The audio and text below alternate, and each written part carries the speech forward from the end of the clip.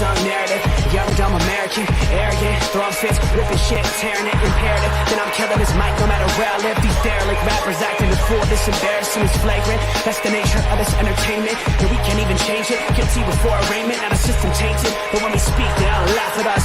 And y'all wonder why I'm lacking trust. Try to fight a giant with attorneys that can back them up. That's church versus science, both sides start acting up. I'm late on my assignment, hopping up a mile high, climbing, obviously never silent. New alignment, I'm defiant, can I describe it? Used to describe it as the young graffiti artist. Before the beard, I always got carded. At every bar, even though my bar's been the hardest. The scars on my face, and I ain't always been the smartest. But I'll show you where my heart is. I said I'll show you where my heart is.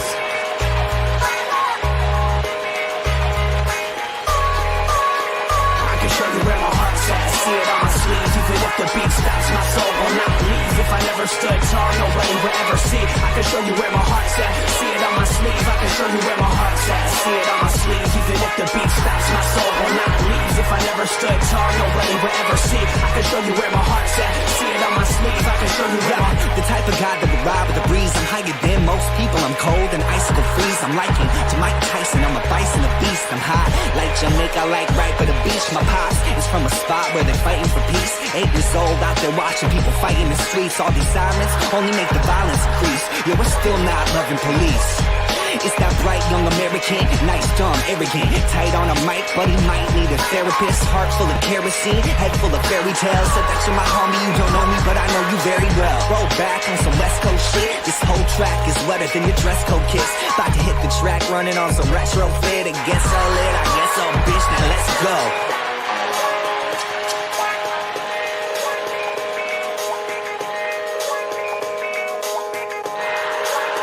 I can show you where my heart's at. See it on my sleeve. Even if the beat stops, my soul will not leave. If I never stood tall, nobody will... Ladies and gentlemen, welcome to another Tuesday, little sports nonsense and whiskey edition. Hang with the boys. Robert is on his way. Had some stuff he had to go take care of for the fam.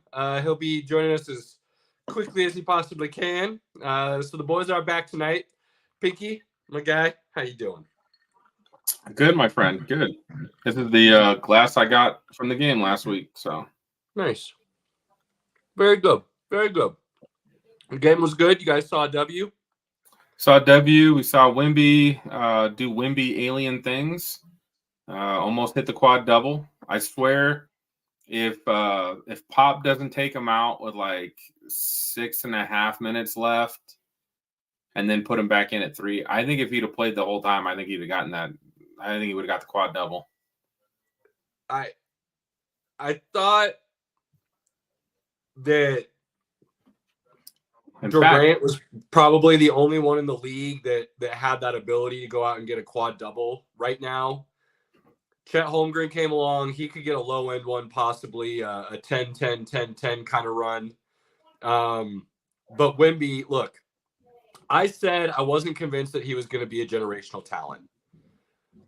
I'll be honest, I'm still not 100% convinced he's going to be a generational talent. I think there is a lot to be said for the fact that he is the only dude on that team, and he's literally doing everything to the point where he's 7'5", running down the middle of the lane wide open, and his teammates don't pass him the ball.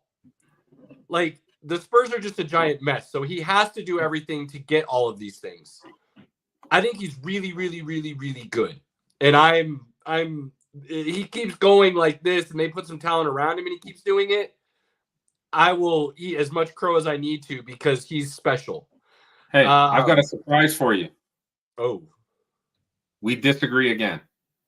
No, I do think he's got that talent. We've talked about this, though. You said he's generational. You would have taken number one. I'm on the win. I've seen it with my eyes twice. Look. And I watched a lot of his games. Point, when you are the only thing on the team, are you going to pad some stats? Sure. We've seen it before. Russell Westbrook was triple-double king because there's nothing in Oklahoma City when he was just getting triple-double after triple-double because there was nobody else there to do anything. So I agree with that point. But like what I've seen, that guy, God, he can just do it all. And so when they get those pieces around him, he's going to be really, really, really, really good. Generational talent, though, you're talking about your Stephs, your LeBrons, your Jordans, your Birds, your Magics. Like you're talking about top 10, at least for me, when I hear generational talent, that's what I think of. I think of your top 10. He's in that atmosphere. I know a lot of people don't agree with. He's going to get MVP, and they're going to win another title. They're going to win at least one while he is there. Okay. I mean, that would put like there's your generational talents, and then there's that next tier where you look at guys like maybe a Barkley, a Malone, a Melo, guys who were really good but couldn't quite win it all with their team for one reason or another. A Patrick Ewing, those names that people like for some reason forget how good they really were because they don't have rings or because they played against Jordan and people want to knock how good that era was, or you want to talk about LeBron and who he went against in the East for 9 straight years and this, that, and the other. Fine. Wemby's, again, I've got him up there. And I said before the draft, I think he's going to be really good. I thought Scoot Henderson was going to be a generational talent. I thought he was going to be an insane point guard who just took the league by storm his rookie year. I was wrong. Very wrong. He's shown some flashes where he could still be really good. But, I mean, at this point, if I say I would take him over Wemby still, I would just be, foolish. It would be stupid. So I'm not going to do that. So it's fun watching Wemby play. I don't think he's as good as a shooter as advertised. So I think he's got some work to do in the offseason on his shot if he truly wants to step back out and be able to stretch the floor on a consistent basis. I think he's shooting like 34%, 35% from three. So here's my take. And I know, as you would say, I'm still growing in my basketball knowledge. You've come a long way. But when I saw him in December to what I saw last week, he has grown a lot. And look, with backups, and in fact, some of the backups that were playing, I think were better than the starters that got hurt. They played as a team. They had the nugget. Like, if Wemby doesn't go out at the 6.5 minute mark, I think the Spurs win that game. And that's why I'm bringing this up now, because I feel like I was wrong, and he's probably going to end up being a generational talent. I'm just trying to kind of, without going crazy like a lot of people did, I guess I'm kind of tempering my expectations of him a little bit. Is he that next tier down from the generational talents, or is he in that upper echelon of NBA royalty, if you will? I don't see that quite yet, but that doesn't mean he can't grow. I mean, there's definitely the potential. I see it, but it's a big step to take that next step and be a generational talent. I don't think people give LeBron enough credit for hitting the ground running as the next Michael Jordan, heir to the throne, and not only living up to said expectations, but in my mind, surpassing them to the point where you've got, with a lot of basketball people, you're talking about a 50-50 split, it seems like, between Jordan or LeBron for the greatest player ever. And that, to me, far exceeds any expectations you could have set on him coming out of college. So it's not to say that people can't do that. It's not to say that they won't live up to said expectations that people place on them. I just think immediately saying, for example, people were talking about Luka as he was going to have trouble playing in the league. And now they're talking about him as the next Bird. So you can come out and say Wemby's going to be, the next thing, and he could just never quite get above the plateau. There could be that peak behind the plateau that he could go up, and he might just get to the plateau, which isn't bad. Again, you're talking with him in your top 20 of all time. That's an insanely good career, and that probably lives up to, in a lot of minds, people's expectations. But for me, when you start talking about generational talent, that's why I didn't quite have him in that category yet.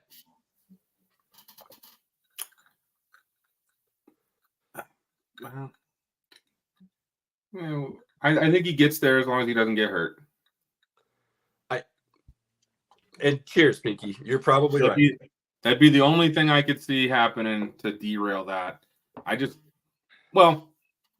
do trust the Spurs. I don't know if I trust Pop anymore. I think we've agreed that Pop, the game has maybe, he's the game has evolved enough, and he hasn't evolved with it, right? So I don't think that's, unlike some of the guys I've talked about in the NFL, I don't think that's the problem for Pop. What I do think is the problem for Pop is, and I think he can relate, I think he has garnered so much respect in basketball circles that people will listen to him no matter what, even the young guys on his team. I don't think they're truly hearing the message, though, a lot of the times. And that's not Pop's fault.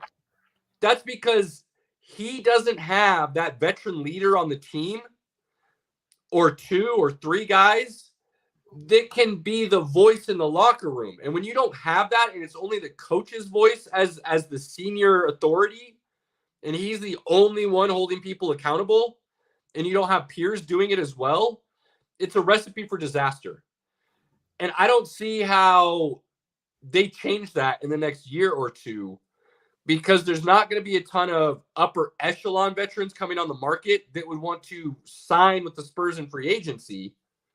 Now, Wemby might change that a little bit, but I just don't know if they're going to be able to put the right pieces around him, because it feels like they're going to have to do it through the draft now. And I don't know if that's a recipe that's going to work unless you have the amount of draft picks like OKC does, where you might, you got 7 first rounders, you hit on 3 out of the 7, you're golden. If you only have 1 or 2, you miss on both, or they're just average players, that's not going to put you up over that hill. So they're in a tough spot. Yeah, they got Wemby, and that's a hell of a building piece to have in your cornerstone. But it'll be interesting to see how they move forward. I mean, and again, how many years does Pop have left? Like, he can keep saying things, but at some point, they need to know so that they can finally have a path forward on what that future is going to look like. I think he's got maybe 2 or 3, maybe. I don't know. Yeah, so a lot of questions down there, but Wemby is not a question. The only question now is he truly generational? You're talking about him as an all-time great, or is he that next level above that's still really damn good? It's just not a guy you're going to talk about in that GOAT conversation kind of thing. You know what I mean? Right. So that's where I see his career trajectory at this point. And that's about where I had it at the draft. I saw some really special flashes from Scoot Henderson, and you can get a point guard with that kind of athleticism. It gives me shades of Derrick Rose, and I will take that every day over a big man. But Scoot's got a long way to go to get to that level now, compared to where Wemby is. And then you got Chet Holmgren sitting in OKC, just putting in his work every night, doing exactly what the team needs him to do. Nothing flashy, doing the dirty stuff. And OKC is looking really, really good. I think they're a year or 2 away from being truly competitive for a championship still, just because of the experience and the way they match up with some of the teams in the West still is going to hold them back a little bit. They're going to need Denver. I mean, I feel like you got Denver. It's going to be on their run for just a couple years, and then I still think OKC has room to grow, and the Timberwolves have some room to grow, and then the Spurs will be kind of coming up behind them. So they still have a couple years before we're kind of worrying about them as a contender. Well, that's the kicker, though, is at this rate, they've got some talent that's starting to pop off. They're not going to be able to keep all of that talent that they drafted because of the new NBA salary cap, and the way that's going to start going with the luxury tax and the different levels, and you're going to get priced out of being able to sign more than 2 max stars probably. So that's where Denver is just set up for insane success, because their core is in the beginning of their prime. They're not at the end of their prime winning titles. They're at the beginning of their prime winning titles. And if Denver's that good already, and they've got their core locked up for the next 3 years, which they do, that puts a lot of pressure on everybody else in the West and how they're going to be able to keep up with that train. So OKC's got the talent, and another year or 2, they will definitely be competing, no doubt. Minnesota's got some really good talent, but they're going to have some issues keeping everybody signed as well. So that's what's going to be interesting to watch. And that's where the Spurs might be able to take advantage of some things. If some of these teams, especially in the West, that have a lot of talent that aren't able to keep all these guys when that luxury tax comes into play, have to start letting some of them go, maybe you can lure one of them down there to play with Wemby and then start filling in some of those pieces with the draft and some mid-level type veterans. And that would be, I mean, you could do that in a year like that and be, competing for the top 6 in the West. Easy if you do it right. So, Buford and Pop know what they're doing down there. Don't get me wrong. They put together a dynasty with the Spurs that lasted for 15 plus years. I mean, it helps when you have one of the other generational talents in Tim Duncan. And even before that, you could argue that David Robinson is a generational talent that goes very underrated in the all-time great conversation. Man threw up, 71 points, something like that as a center. So David Robinson has one of the quadruple doubles in NBA history, if I remember correctly. He has the last one in 94. Yeah. So David Robinson is a beast. And the fact that his name doesn't get brought up more as an all-time great center is kind of mind-boggling to me, to be honest with you, because he was really good. And if he didn't have to serve his Navy term, he'd have even more years in the league and you'd see even bigger stats. So, the Spurs have gotten really good luck with big men playing for them. So you can go back to the Iceman George Gervin back in the day. The Spurs have had big dudes. Let's come back for just a moment and bring Robert into the conversation. Welcome, good sir. I apologize, gentlemen. Nah, nothing to apologize for. All good. All good, my friend. How do we end every show, right? So don't worry about it. Right. Take care of family. So, but this was Robert's first NBA game. And what would you tell us about that experience for you, Robert, being a guy who's never seen an NBA game? Being a guy who's never been to an NBA game and now getting into it really, I don't want to say late in life because, I'm only 27, but later in life, in my life, I really enjoyed it, actually. It definitely is a different experience than putting it on the TV. I definitely felt like I could just see a few different angles a bit more that you don't really get to see. So seeing Wemby go up against Jokic, dude's just a beast in all just arms. It's insane. It was awesome to see. And just Jokic being a baller that game. I mean, 3 dunks in the first quarter right out of the gate, which again, not being a huge basketball person, that was a very rare sight. So that was very cool. Getting to see him do that, and actually now looking at all the highlights and things like that after going to the game, I'm like, damn, he really does not dunk at all. So that was pretty cool. And honestly, it was just an awesome experience. I kind of knew growing up that the Spurs were a pretty dominant team and they fell out recently, but getting to see them play with a lot of their talent that they're starting to build up was super cool. It was just an awesome experience. We had a Spurs fan right behind us. Big guy had brought his daughter with him. His daughter was legit like, oh, he sucks. I hate him. Miss it. Like, she was commenting the whole game, and I loved every minute of it. How old would you put her at? Oh, she was like between 6 and 8, maybe. Yes. Yeah. I love it. She was real young, and like Dad was real respectful. He wasn't really like saying a whole lot. She was just chirping, and every once in a while she'd say something. Like she was like, "I hate Joker," and I was like, "Pinky, she's 8. Let it go. Let it go." Should have said something back. You should have talked some nice smack. Get her used to what's coming if she wants to continue that. Pinky has trouble like spitting out the right words at the right time occasionally. Yeah. And sometimes they're better left in my mouth. That's true. Yeah. But yeah, we had a great time. And Junior is allowed back. Fourth quarter. Finally got a W. Yes.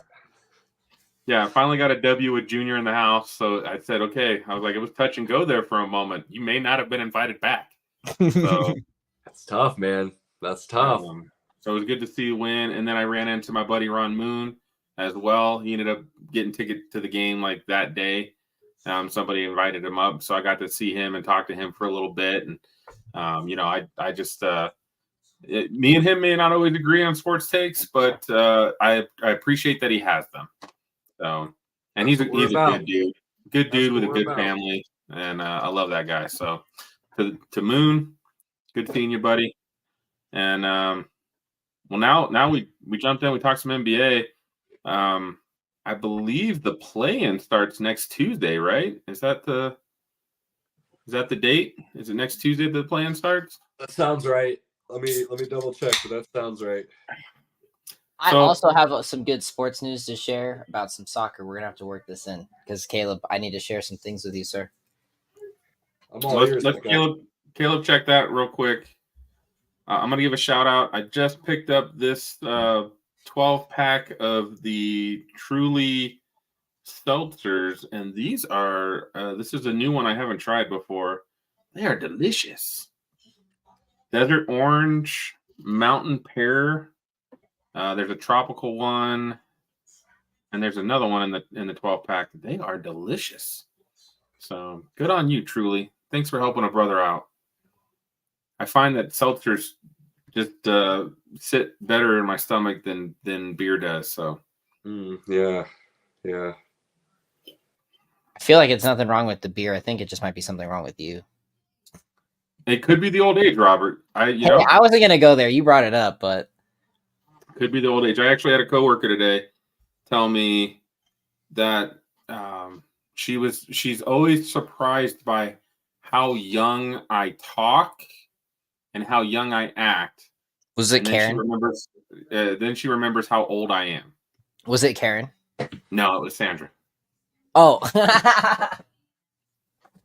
Tuesday. They start Tuesday. Perfect timing then. We'll talk. The 16th and then the 20th are the playoffs. So the play-in starts Tuesday. We will talk about the play-in on Tuesday then. And we'll leave that for next week. Unless there's anything else in NBA you want to bring up while we're on the topic. No, we can save. We've talked enough NBA over the last couple of weeks. I think we kind of know where things are set.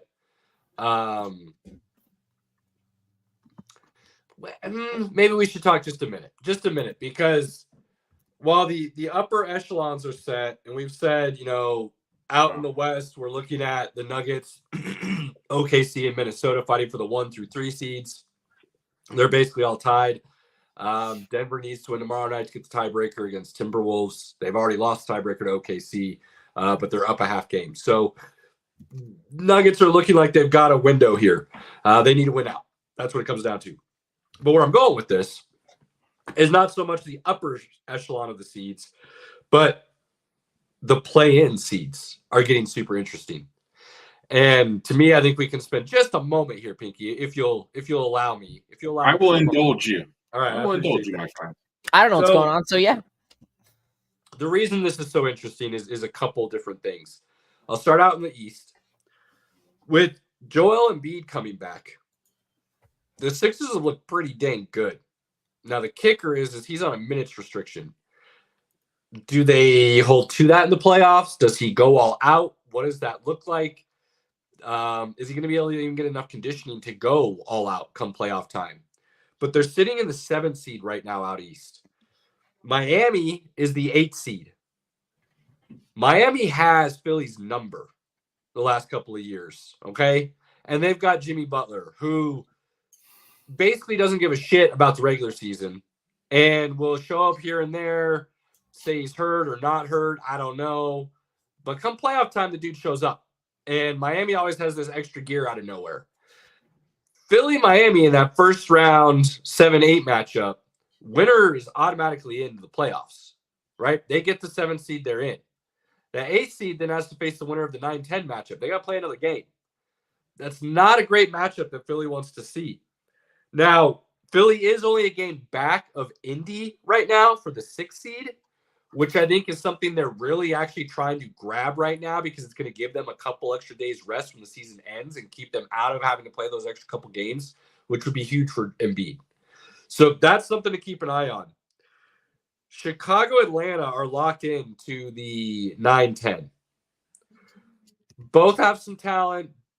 Both are not a true threat to whoever might get that 8 seed, if they were to say beat Philadelphia, if it goes that way, and let's say Philly and Miami play. Miami wins, then one of those two teams has to play Philly. I don't see them beating Philly. So I think Philly gets into the playoffs one way or the other.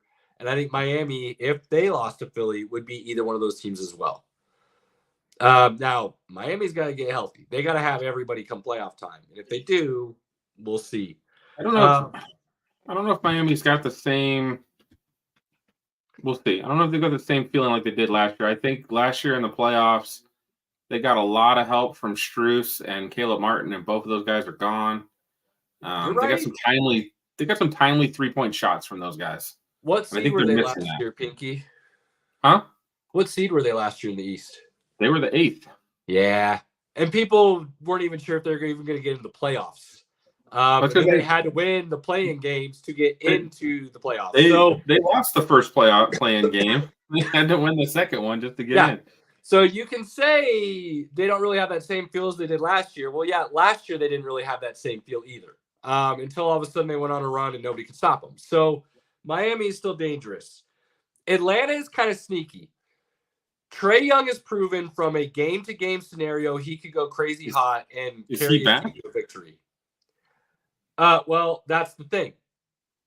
Are they going to be healthy? Are they going to have their full squad to run? He's not back yet, so I don't know. Yeah, that's what I'm saying. I don't know if he's going to be back. But if he is, there's something to think about. But I would say Philly, Miami right now would come out. Chicago, Atlanta are going home, and that's what you're looking at. But the Philly thing is interesting. Again, only a game back of Indy, but they're in the 7th seed. They would have to play Miami right now if things ended. That would be an interesting matchup. I find it very interesting. Now out west, things are really interesting to me. Ooh. Because you've got Phoenix sitting in the 6th seed. Hold on. 1 sec. I feel like we've got to at least mention how bad the Bucks are. Just for Clayton. Clayton. I don't know. The Bucks should be so much better than they are, and they're just not. They messed with. I told you that Dame Lillard trade was not the smartest trade they could have made. And firing that coach, Doc Rivers, is not a good coach. Well, he's a good coach. He's not a great coach. And bringing him in halfway through the season when you have locker room issues, and Doc Rivers has yet to be on a team where he coaches that doesn't have locker room issues. I don't think that's the guy I would have brought in to smooth over the situation. So the Bucks have some talent, but I can't see them beating Boston this year. The Bucks can beat anybody on a given night. I mean, they beat Boston tonight, so but yeah. Sorry, Clayton. I mean, I would love to see the Bucks in the finals against the Nuggets. I'd feel pretty good about that, but I just don't know if I could pick them in any 7-game series right now. They're so inconsistent. No. All right. No, they I don't like the Bucks this year. I mean, I like Giannis a lot, so I do like the Bucks. I just don't think they're gonna. Giannis and Dame haven't figured it out. They just haven't. I don't know what the problem is, but they haven't figured it out. Dame doesn't play defense. Chris Middleton is a shell of what he used to be when he was what some people were considering the Batman, and Giannis was the Robin. Portis is insanely inconsistent. He can go off one night and not show the next. Brook Lopez is consistent, but nothing special. So, the Bucks just have some issues. And what they relied on in years past, which was defense and just wearing you down on the offensive end, they don't have that anymore. So, and Doc, again, he's not a great coach, and I don't think he gives you an identity. I can't think back to any Doc Rivers team and go, oh, yeah, they had an identity. Now, if you want to talk about the Celtics' big three, sure, okay, but that identity definitely didn't come from the coaching. That was from Kevin Garnett, guaranteed. So, say what you want. Bucks are in a tough spot, and if Doc comes back next year, epic fail again. So, I don't know what they do at this point. All right, move out west, Caleb. Give us a rundown real quick, and let's move on to the college basketball scene once you're done with the West. All right, so here's the West, and this is just absurd to me. The 6th seed right now is Phoenix. New Orleans is tied with Phoenix for record, but Phoenix is the tiebreaker. So New Orleans is in the 7. Sacramento is in the 8. That was the 2 seed last year, or the 3 seed. Sorry, 3 seed. 3 seed. And they're the 8 seed this year. The Lakers are the 9 seed, and Golden State is the 10 seed. So you're looking at, if things end right now, you're looking at Golden State and the Lakers playing the 9-10 matchup, and Sacramento and New Orleans playing the 7-8 matchup. I would take New Orleans in that matchup right now, and I would have to take the Lakers over Golden State. Lakers have a Golden State's number. As much as I hate saying that, they've owned them.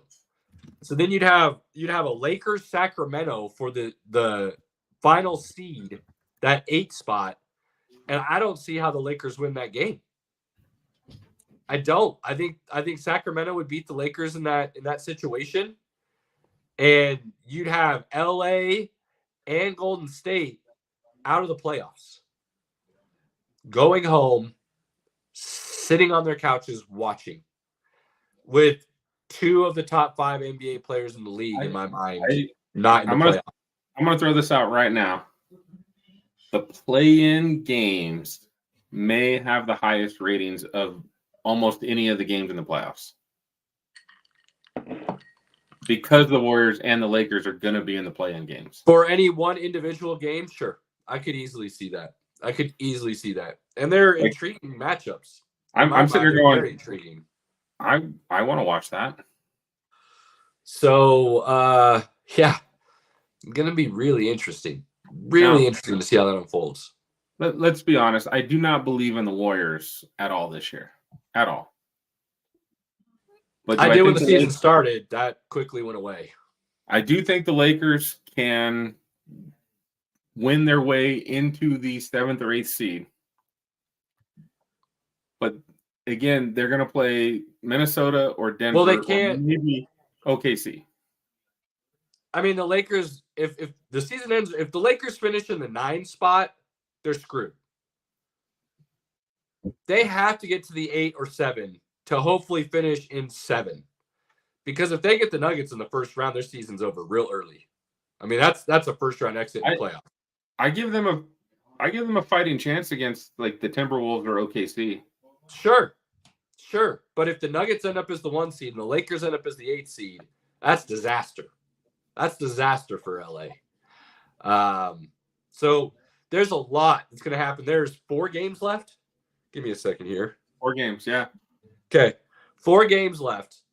Like we said, next Tuesday, a week from now, these playing games are starting. So it's not like there's a lot of wiggle room left for the Lakers to make a move, right? So, and then you look at, Embiid coming back for the Sixers out of East and what these storylines can look like and how these matchups can start unfolding and what that means for these seedings is pretty wild. I mean, so it's Lakers play the Warriors tonight. And then they play the Grizzlies. They play the Pelicans, which is not a pushover game. No, because Pelicans are still fighting to get out of the play-in. So the Lakers only have 3 left. They play the Warriors, the Grizzlies, and the Pelicans. Which you give them 2 out of those 3, okay. But even then, I don't think that's enough to get you into the 8 or 7 seed. So I was hoping the Kings would pull out against the Thunder tonight. That would definitely help. That would be nice. So 1 point game, 7 minutes left, so anything can happen there. And the Wizards are down 6 to the Timberwolves. We could use the Timberwolves to lose as well. That would be nice as well. We'll see. The Wizards are not known for closing games. You're not wrong. Best record does mean not a whole lot other than You get to the finals, you get home court advantage, which can mean a lot at that point in time. For the Nuggets, that just means they don't need to steal. At some point in time, they won't need to steal a game on the road. Right, but we're not talking about the Nuggets. We're talking about the Celtics and why that would mean so much to the Celtics. Celtics are going to get that. That's going to happen. They are, I agree, they're not the team to beat. The Nuggets are. The defending champs are the defending champs for a reason, and they're playing like the defending champs. The Celtics do shoot a lot of threes. You're absolutely correct. The Nuggets have kind of had their number as well, given the matchups and the way those lineups interact with each other. This is what the Celtics do have going for them. This is the one thing they have going for them. They have the ability to throw a lot of different offensive weapons at you on any given night. So you can get Tatum, Brown, Porzingis, Holiday, Derek White could get hot. They have some guys that can get really hot for an entire game. The problem with that is those same guys can disappear for a couple games in a row when it comes to big-time performances. So that's where the Celtics, and I've been saying this for years, some people don't agree, some people have come around to the idea a little bit, but the Celtics go as Tatum goes, and I think Tatum is the most inconsistent superstar in the league. He's a superstar. So hear what I'm saying. He is a superstar, but he is the most inconsistent superstar in the league. This has been his most consistent season, I would say, but it still isn't a complete up trajectory in my mind yet. And he may never get to that. That just might not be who he is ever.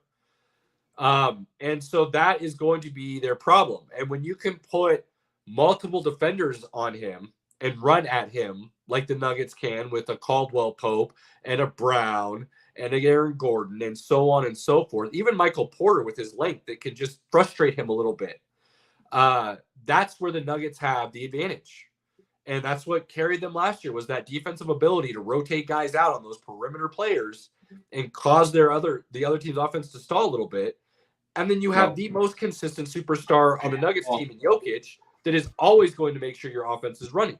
So it's just a bad matchup for the Celtics. They turned that they turned that level up in the playoffs. Their defense was much better in the playoffs than it was in the regular season. So now the Celtics can play some really scary good defense. They just choose not to since Ime Udoka is no longer been the coach for whatever reason. So do they decide to do that in the playoffs? Maybe. Drew Holiday is, in my mind, the best perimeter defender in the league. So they could turn it on.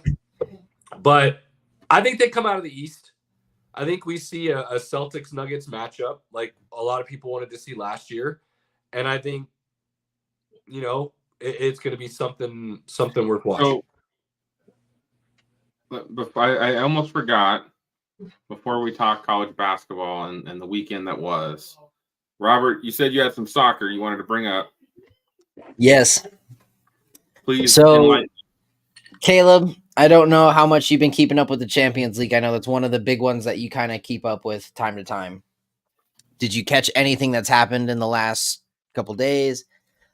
So, Munich, one of the top tier teams ever right now, with Harry Kane coming in, they are on a massive losing streak.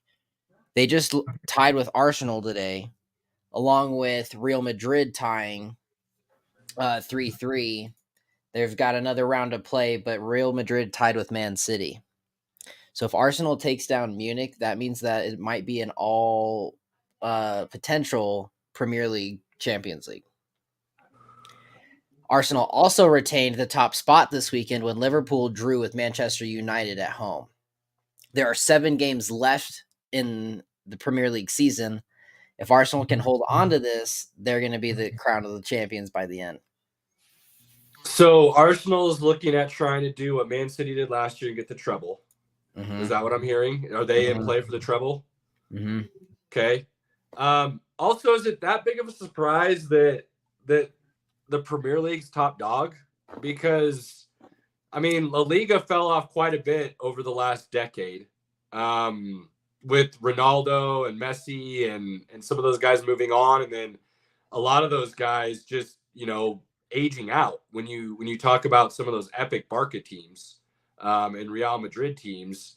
Your Kakas and your Pepes and just to throw out a couple names there, kind of aged out, and the La Liga and then the whole Barca and money and that whole issue is just a whole other set of issues for La Liga as a whole.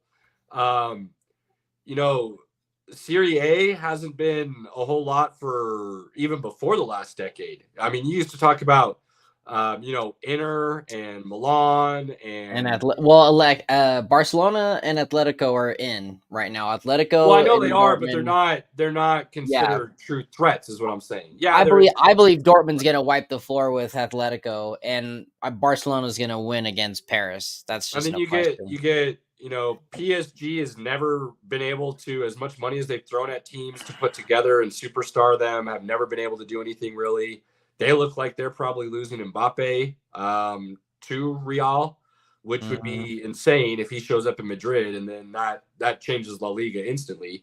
The Bundesliga is the Bundesliga. It's always just kind of solid, but never seems like they've got somebody who's really going to truly fight for that trophy. Might come in as a dark horse, but doesn't seem to truly be the team anybody's favoring. Whether you're talking about Munich or Dortmund, with the way Man City, Arsenal, Liverpool, all those teams have been building the last decade, and the fact that Man United isn't even in the conversation is wild, which tells you how poorly they've been run. And they just drew with Liverpool. Yeah, so to me, it doesn't feel like a surprise that it would be an all Premier League final. Just based on the way the other leagues have unfolded and handled business. I will say this, and this is going to upset a lot of soccer people. But if the U.S. would get their heads out of their ass and realize soccer isn't going to work like the other major professional sports in America, and you can't get on the FIFA calendar. You do have to do regulation. You do have to put these things into place that all the other leagues in the world do if you want to start competing for these Champions Leagues. And if the MLS doesn't want to do that, then the MLS is going to continue to be a minor league for the rest of the world. 100%. So there you go. Quick soccer. We're going to be talking a lot more soccer as the next couple of years unfold, guys, because World Cup's coming up. So, and one last thing with the Bundesliga real quick. I just want to point out Stuttgart, my favorite team, is in third place, tied in the current points with Bayern right now. I'm super excited because they haven't been this good in a long time. So. Cheers to Stuttgart. Fuck yeah. 100% on that. Cheers. I lived in Stuttgart, so I'm going to. Riker, you stick around, but you ain't going to see any ones up from anybody around here for that tribal chief. Hold on. No, Pinky, we can do that later. I know what you're going to say, and that's fine, and we can do that later. We ain't putting no ones up for the tribal chief right now. He ain't my tribal chief. Hell no. Stick around. We'll talk. There will be some nonsense to share at the end, too. I got some questions, and Caleb, there are some things I need to share with you, sir, that's happened. But we got to move on. We got some guys wanting to talk WrestleMania, so we're going to need to get into WrestleMania. No, let's do the college basketball. Let's move on. Yeah, college basketball. First of all, let's talk a little bit about Caitlin Clark. A beast. Although she got too tired. Right now, I'm going to say this right now. I am disappointed in the WNBA stars and the way they're addressing Caitlin Clark and what's happening right now. I'm so glad you said it that way. Mm-hmm. I get what they're trying to say. I get where they're coming from, but the message in which they're delivering and the way in which they keep delivering it is just bad. Plain and simple, just bad. It is disgusting. I hate seeing it. Look, I don't like to live in stereotypes for the most part. I think there's a lot of comedy in stereotypes, and I think it's funny when groups prove stereotypes true. Isn't it such a woman thing? When a woman's being lifted up, all the other women are trying to tear her down. When all she's doing is trying to get them all paid. If she succeeds, they succeed. And Ice Cube's like, here's $3 million. That's why they're trying to tear her down, and it makes no sense because what she's doing for the game is going to make them more money. If I'm not mistaken, the women's final was watched more than the men's. Let's not. No, I don't. Well, that's true. But what a skewed number that people keep trying to hold up like it was something. Hold on. There's this one guy. He just got work from home recently, and so he hasn't been in the office much. He finally shows up in the office. He's a guy going to talk sports too. So I saw him and I was like, I got to go talk sports. Are you talking about Steve? Yeah, Steve. The first thing he talks about is women's basketball. I haven't seen this guy in like probably a month. And the first thing he talks about is women's basketball. So obviously, and he watched it. I didn't watch it. I was like, you know what? The women's game, I'm sorry, it doesn't appeal to me myself. Like it's slower. Their efficiency is not as great sometimes. Like for me, college basketball is sometimes hard to watch in some cases. I do like some of the physicality. I do like some of the pure like basketball. That I watched that UConn game last night, man. That was hard to watch with all the dudes running back around the 3-point line. I'm going to scream, but then I'm not going to do anything with it. And like it was hard to watch. It was a mess. But he was talking more about the women's game than he did about UConn. That's something, right? I'm not. Hey, look. Anybody wants to take what I just said out of context, you go right ahead. But if you know anything about what we've been talking about and the way I've been talking over the last couple of years, I've been pounding the table for people to check out Caitlin Clark, Paige Buchers, Juju Watkins. I've been telling people to pay attention. So don't take this the wrong way. But when you throw the women's game and it starts at, 1:30 on a Sunday afternoon where nothing else is playing? Right. And you put it on ABC, not ESPN, where more eyes can physically watch it. Oh. That's going to mean something. So it was well done. It was well done by the NCAA, the women's game, and ESPN to highlight it in that way. What the fuck is CBS doing? Why is the men's game tipping at 9:20 Eastern on TBS on a Monday night? Nothing says we don't want to have anybody watch this than putting on at 9 p.m. and on TBS. So you put it in prime time, you put it on network television, and I will guarantee you those numbers don't look the same. Now, I'm not trying to take away anything from the women, but I'm getting really, really annoyed over the last couple of years of people comparing these like they're apples to apples. It's not. Caitlin Clark can't play in the NBA, guys. There's zero chance that would happen. Zero. Whoever's saying that won't happen. The women's game is not more popular than the men's. It's not. It had a nice little run this year, and it got better primetime air for when it was airing. It was smart. There was an article I was reading that talked about at the moment, and this has to do a little bit more with like in men's basketball, you got the one and done. You got a lot of the guys that are like, projected to go to the NBA. They leave. They don't stay there 3-4 years. Most of the women, they stay 3 or 4 years. They have to. They're not getting drafted in the WNBA as a freshman. Well, so currently for the WNBA, or at least women's college basketball, they have quite a bit of stars right now.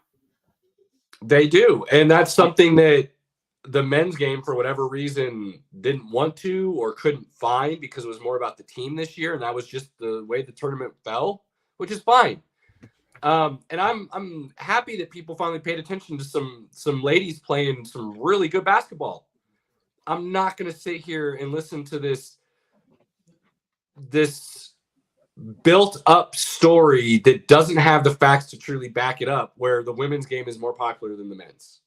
That's just not true. It's not. And I know people can sit here and be like, well, look at the numbers. Okay. So we can talk about one tournament because of one player. You take Caitlin Clark out of that tournament, and those numbers are halved. I will guarantee it. Well, and I didn't even think of it the way that you brought it up. Like if you put the men's game on ABC or actual like regular television versus TBS, plus you're losing. Like I guarantee you, there was barely anybody on the East Coast that was like, I'm going to stay up and watch this game. You know who watched it on the East Coast? Connecticut. That's who watched it on the East Coast.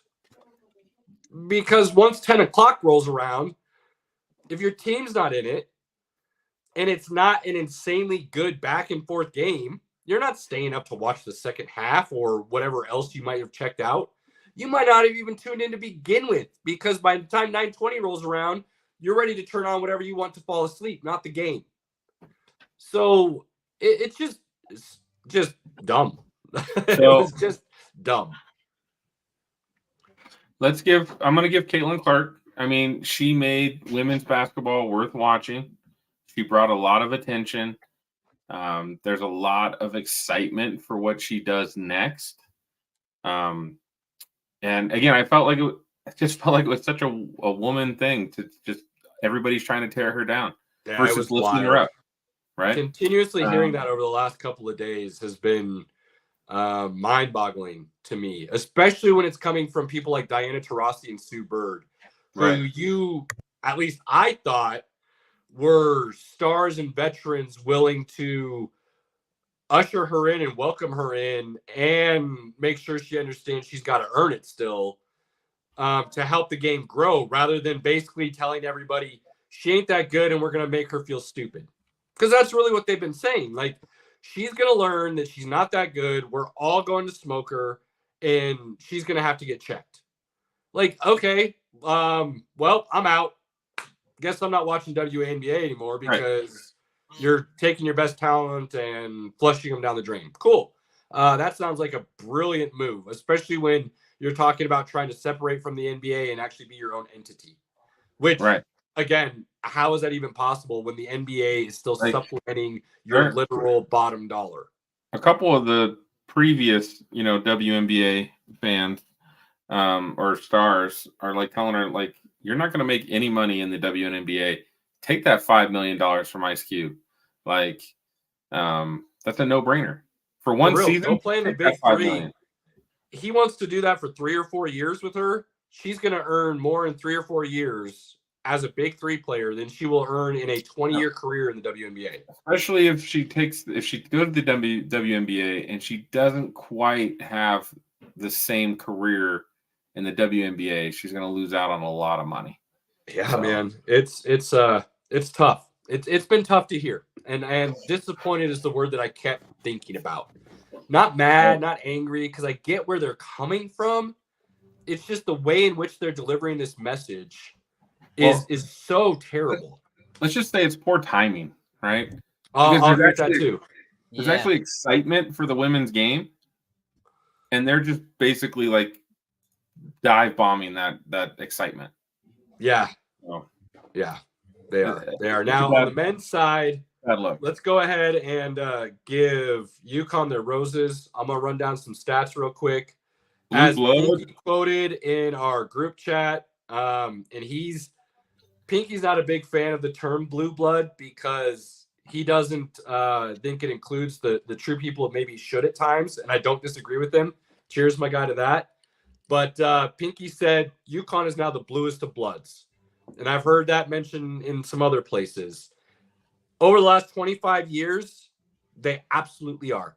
Since 1999, UConn has 6 national championships. They are 6-0 in the national championship game. They just finished this tournament with the highest point differential of any team in tournament history. They are only the 5th team to go back-to-back? The first since Florida did it in 11 and 12 or 07, 08, I think. 06, 07, 07, 08, somewhere in there. This is not a joke what Dan Hurley is building at UConn. This is not a one-off.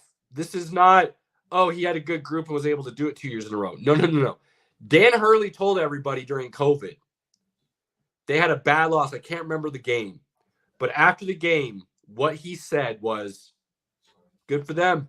I mean, you better get us now because you're not getting us later. And since he made that quote, which personally, in my mind, all-time great sports quote. It's right up there in the top 10 of amazing things said by coaches, athletes, GMs, whatever. Right up there with the Randy Moss. How do you pay your fines? Straight cash, homie. It's right up there. You better get us now because you ain't getting us later. and they have since gone on to prove it, and it does not look like they're slowing down. Right. I would have loved if he had said this would have been before this became popular, but we coming. Dude, I mean, Because they coming and they're here to stay. So watch what they do. Watch what they do, because they are the preeminent program in college basketball right now. And it's not necessarily because of the 6 championships, okay? Because you get one in 99. There was like another one in 04. Then it was like 11, 14, and then now back-to-back with 22 and 23. So they've been spread out, but they've had some years in there too where the program was really low, didn't make the tournament, not making Elite Eights and Final Fours. So there's been some down years in between all of that. Don't get me wrong. But when you've got 6 in the last 25, you've gone through 3 head coaches. 3 different head coaches have won those championships. And the current head coach and the program he's built is looking like it's on a next level of where college basketball is going. And he's ahead of that curve. Watch out for UConn for the next decade. It'll definitely be interesting to see. Now, they are not the favorite for next season. Duke is the favorite for next season so far. Well, right now, that's because they got a dude coming in. They got a dude coming in Cooper Flagg. Well, they have a guy with a lot of potential. No. This guy is not. Yes, there's potential, Pinky, but this dude's coming in polished. We shall see. We shall see. If this guy, like, guys, just pay attention to Cooper Flagg next year. I won't talk a lot about it right now. I've been showing Pinky videos of this dude for like the last 2 years. He's insane, and he just keeps getting better every time I watch him. So, look, I'm a UNC fan, Pinky. We know that. I don't like saying great things about Duke basketball, but I can't deny the talent that I'm seeing from this kid. And then the Boozer brothers. Keep an eye on them next year too. And I'm forgetting where they're going, but keep an eye on them next year as well. Let me throw this out about Duke because I hate Duke. Duke somehow is this great blue blood program, and they have less championships than UConn has overall. Yes. Think about that for a second. Think about how the reverence of Duke and how we think about them and so like how they resonate in our mind. Well, it's Coach K. Championships than UConn. Coach K is Duke. Can Shire build on that and make sure Duke is a true blue blood, or does it end with Coach K? That's the real question with Duke. Duke's got 5, if I'm remembering correctly. They've got 5 total. I'll Google it. I believe North Carolina has 6. UConn and North Carolina are tied right now, if I remember correctly. Kentucky has Duke has 5. I want to say Kentucky's got 11, and then UCLA's got 13. I think Kentucky's got 8. Is it 8? 8. What's UNC got?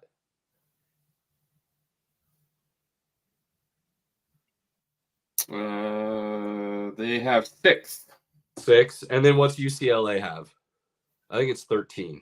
I mean, UCLA is probably not fair because they won 10 in a row, but yeah, 11. It's 11 total. 11. Okay. But keep in mind, UCLA hasn't won one since '95. I know, but that was a good team. The O'Bannon boys. You're talking they won 64, 65, 67, 68, 69, 70, 71, 72, 73, and 75. Took 20 years off, won one in 95. We haven't heard from them since. So right, but it's the thing about college basketball is the blue bloods aren't necessarily picked by the championships. Now that is the major factor, Pinky. But then you start talking about overall wins, tournament appearances in a row, Final Fours, Elite Eights, Sweet 16s. That consistency of getting to those levels, whether you want it or not, is what created those teams to be blue bloods. It's the reason Kansas is in there as well. I think Kansas has 7. I don't think we have that many. Kansas has quite a few. 5, 7, they're right in there. Is it 5 maybe? Okay, hold on. There we go. National champions basketball. 6. 6. Okay, so they're right in the mix too. What UConn has done in these last 25 years is they have not only knocked on the door and asked politely, and were told no, but came back, broke down the door, cleared the house, left a foundation, and built themselves up as one of the new blue bloods and allowed the other people to still have a room. Like, that's what's happened over the last 25 years. So Dan Hurley, so he's not going anywhere. And UConn's not going anywhere. North Carolina, Duke, Kentucky, they're not going anywhere. Kansas, Bill Self, they're not going anywhere. There is a new member to this upper echelon. Last thing we talk about college basketball, and then we move on to what we really want to talk about. There are rumors that Kentucky is going to try to get Dan Hurley. That was going to be the last thing I said. There's no way. Dan Hurley's not a Kentucky dude. Dan Hurley fits so well with UConn. I can't remember who it was that I listened to, but he made a very, very good point that I thought was like interesting and something to think about. And it was literally about Kentucky can pay a lot of money to him, right? Which I think UConn could up the money if they wanted to as well. But what's the future of the Big East with UConn versus the SEC? When we're talking about, they're talking about merging and making super conferences for the different sports. So this is, don't know if the Big East is going to really be a player in that. So there's the old Big East and there's the new Big East. People thought when the old Big East crumbled because of football realignment and you lost the Pitt, the Syracuse, the UConn, those matchups, it was going to be devastating. Well, the new Big East has turned out to be arguably, possibly the best basketball conference in the nation. With UConn, with Creighton, with Marquette. So, in a sense, yes, Pinky, it could be an issue. But if the super conferences are done correctly and the Big Ten and the SEC get their way and do it the right way, those super conferences will be for football only. And we'll have to see how the other sports work out their situations. Regardless of what happens to UConn, though, in any conference realignment, keep this in mind. Kentucky and UConn, for the most part, are both ranked as top 5 coaching jobs in men's college basketball.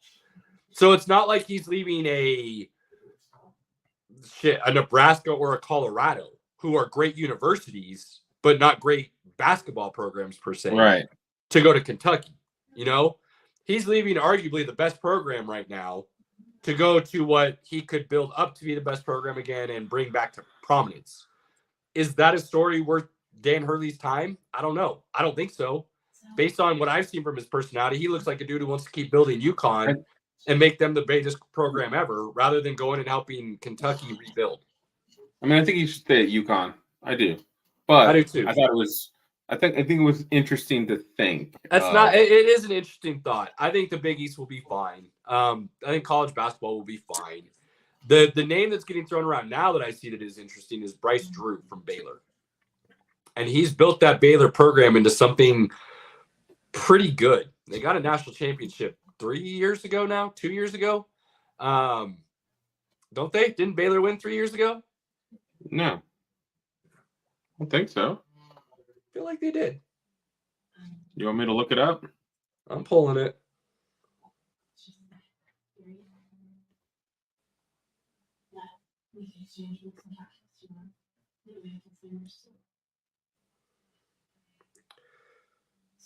Oh, yeah, 2021. Bryce Drew. I'm sorry, Scott Drew. Scott Drew as the head coach. And he won in 2021 with Baylor.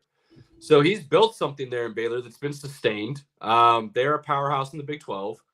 Him at Kentucky could be interesting. So that is a name worth watching. But Kentucky has to get this right because the school in Calipari seemed like they were ready to run it back. And the fan base literally rode him out of town. Calipari said, look, if you're going to, this is how you really feel, this is what you want, I got other places I can go. And was he not under contract anymore? He is. But it's how did he leave and go straight to Arkansas then?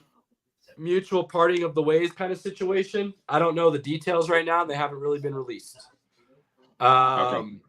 But the fact that you're not hearing a buyout being talked about sounds like they're going to work something under the table where both parties are like, hey, you know what? It was time. We're good. Let's just go ahead and end it. But yes, he still had a contract. So that wasn't going to be an issue. So I think Arkansas got super lucky. I think they instantly become a contender next year because he's going to bring 90% of his recruiting class with him. So Arkansas will be fine. Kentucky better get this right because if they get this wrong, they are in position to see some hard times. Which I'm not opposed to. I don't like Kentucky. I mean, again, I don't like Kentucky. I don't like Duke. I don't like UNC. I hate Duke. I really don't like Kentucky, and then UNC is like down here. Okay, cool. I would agree with that, Pinky. That I see eye to eye on that one. Let's go. Well, with that being said, ni hao, good sir, Jin freaking Ping, welcome. I just thought that was hilarious and shout him out. It's pretty good. Well done. Pretty good Twitter handle. Well done, Jin freaking Ping. Speaking of freaking, let's roll over to a little wrestling. Some Seth freaking Rollins. Welcome back to the podcast, Robert. Yeah, man. I've been waiting for this. I was so excited. Let's do this. Robert, where do you want to start? Oh, man. Why don't we just start from the beginning and just work our way up? You started, buddy. You started. So I was a little shocked that, honestly, they started with Rhea Ripley. I thought that was going to be kind of like later. But like Caleb said, you got to have people in the seats right at the beginning if you're going to try to make it big. So I get that. It was a great show. Definitely looked like a couple times that Becky was going to win it. So I never thought that they were going to take the belt from Rhea yet. And coming into this, I guess, kind of late in the game, I see what you're saying there. So I'm not dissatisfied with the outcome. I'm excited to see where it goes from here in the storylines that they're going to go with. I feel like Rhea's going to keep that until Charlotte's healthy again. No. And then I think Charlotte's going to take it back. There's another woman that just came in who's about to run through the women's division in the next 2 months, 2 months maybe, and she'll be carrying that title with her just fine. No, well, SummerSlam. That's okay. The next big one. That's the next big one. We'll give them 3 months. And then is it Jade? Why am I drawing a blank? Jade, right? Yeah. Yeah, she's going the Amazonian chick, whatever, dude. Yeah, she beast. And I do not say that as like a slander to her in any way or form. So please, that is a compliment of endearment. Amazonian woman.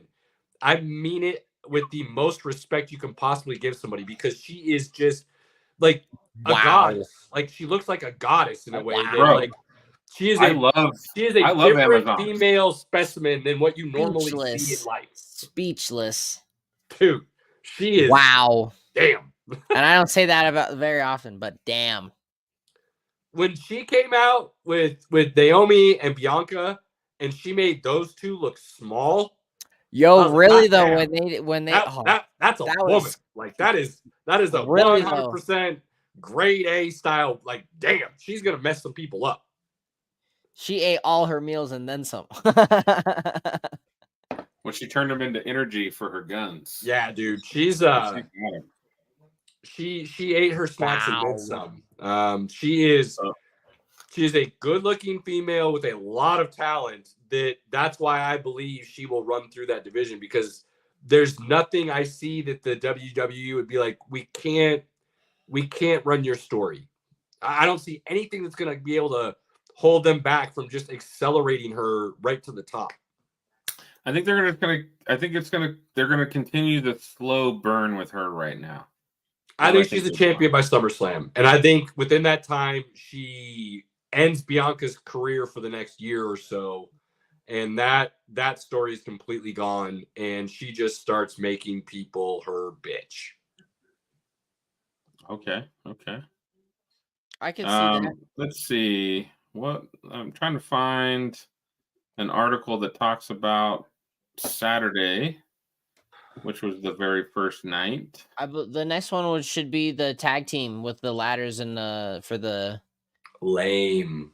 Yeah, that was kind of really disappointing. Lame. That was very that sucked. That the was only my great least part favorite about event. that was allowing R-Truth and The Miz to win the Raw tag team titles. Allowing Fury and Grayson Waller to like dumb. But then again, there's not really any good tag teams in the WWE right now. I mean, yeah, right now there's like when they brought out all those tag teams, I was like, eh. At that point, I was more interested in watching the Purdue game, which it was not good anyway.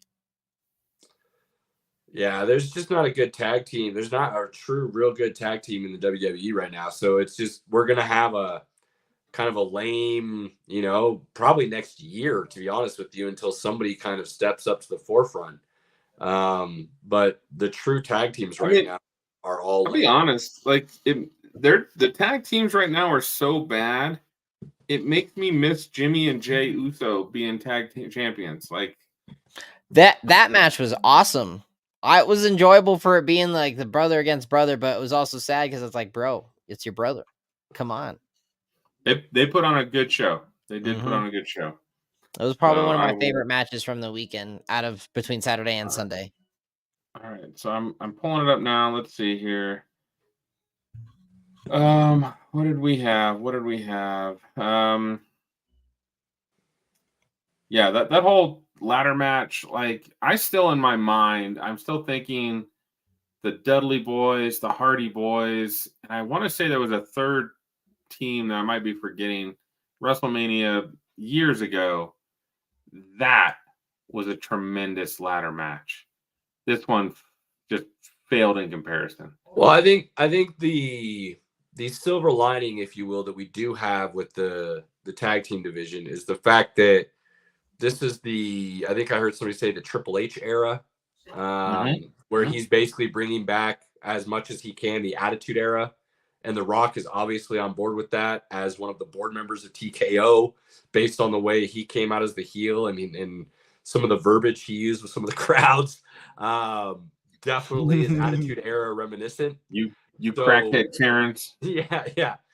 So I think that's the silver lining. I think we're going back more towards that Attitude Era, and that will allow some tag teams to come up and step up over the next year. It's just going to take some time to groom that into the fold. I'm excited to see how it unfolds over the next year for sure. Being a new wrestling enthusiast, I'm excited. Not a great match overall, but who doesn't love Jason Kelce showing up in Philly? Can that guy do any wrong? Right? That was awesome. I mean, that match was worthless until Kelce and Lane Johnson jumped out wearing luchador masks. And it sucks that Lane Johnson, based on Lane Johnson still being an active player, he couldn't really do anything. If you rewatch it, Lane Johnson actually doesn't do anything. No, that's the beauty of Jason Kelce. Kelce does. Look, and none of this happens if he doesn't man. randomly find a luchador mask at a Super Bowl party. So whoever's luchador mask that was, and I know Kelce ended up finding a way to return it to the original owner, because I ended up hearing it was a kid who let Kelce borrow it, and then Kelce was so wasted it ended up with him for the night. Woke up and felt bad that he basically stole this mask from the kid and figured out how to get it back to him. But because of that, thank you, young man. You gave us a Philly luchador going to work. So that was cool. That was cool. And let's be honest, in recent memory, can you remember anybody living up retirement as much as Jason Kelsey is? Bro, like he can do no wrong. No. I think my wife is really sad that she literally became a Jason Kelsey diehard fan the year prior when they went to the Super Bowl, and not before that. Oh yeah, she commented something on the post that we posted about all of this. Basically, like, can he do anything wrong? And I said, yeah, not disappoint you. So, yeah, and I got my Jason Kelsey jersey, and she was so pissed that I didn't get her one. And I was like, okay, I'll order you one. It's fine. I'll order one. It's fine. Although he's retired now, so like so that was cool. And then you got the final match. Well, you had Bianca, Naomi, and Cargill. Yeah, we already talked about that though. Yeah, that was okay. You had Sami Zayn and Gunther. And the Ring General.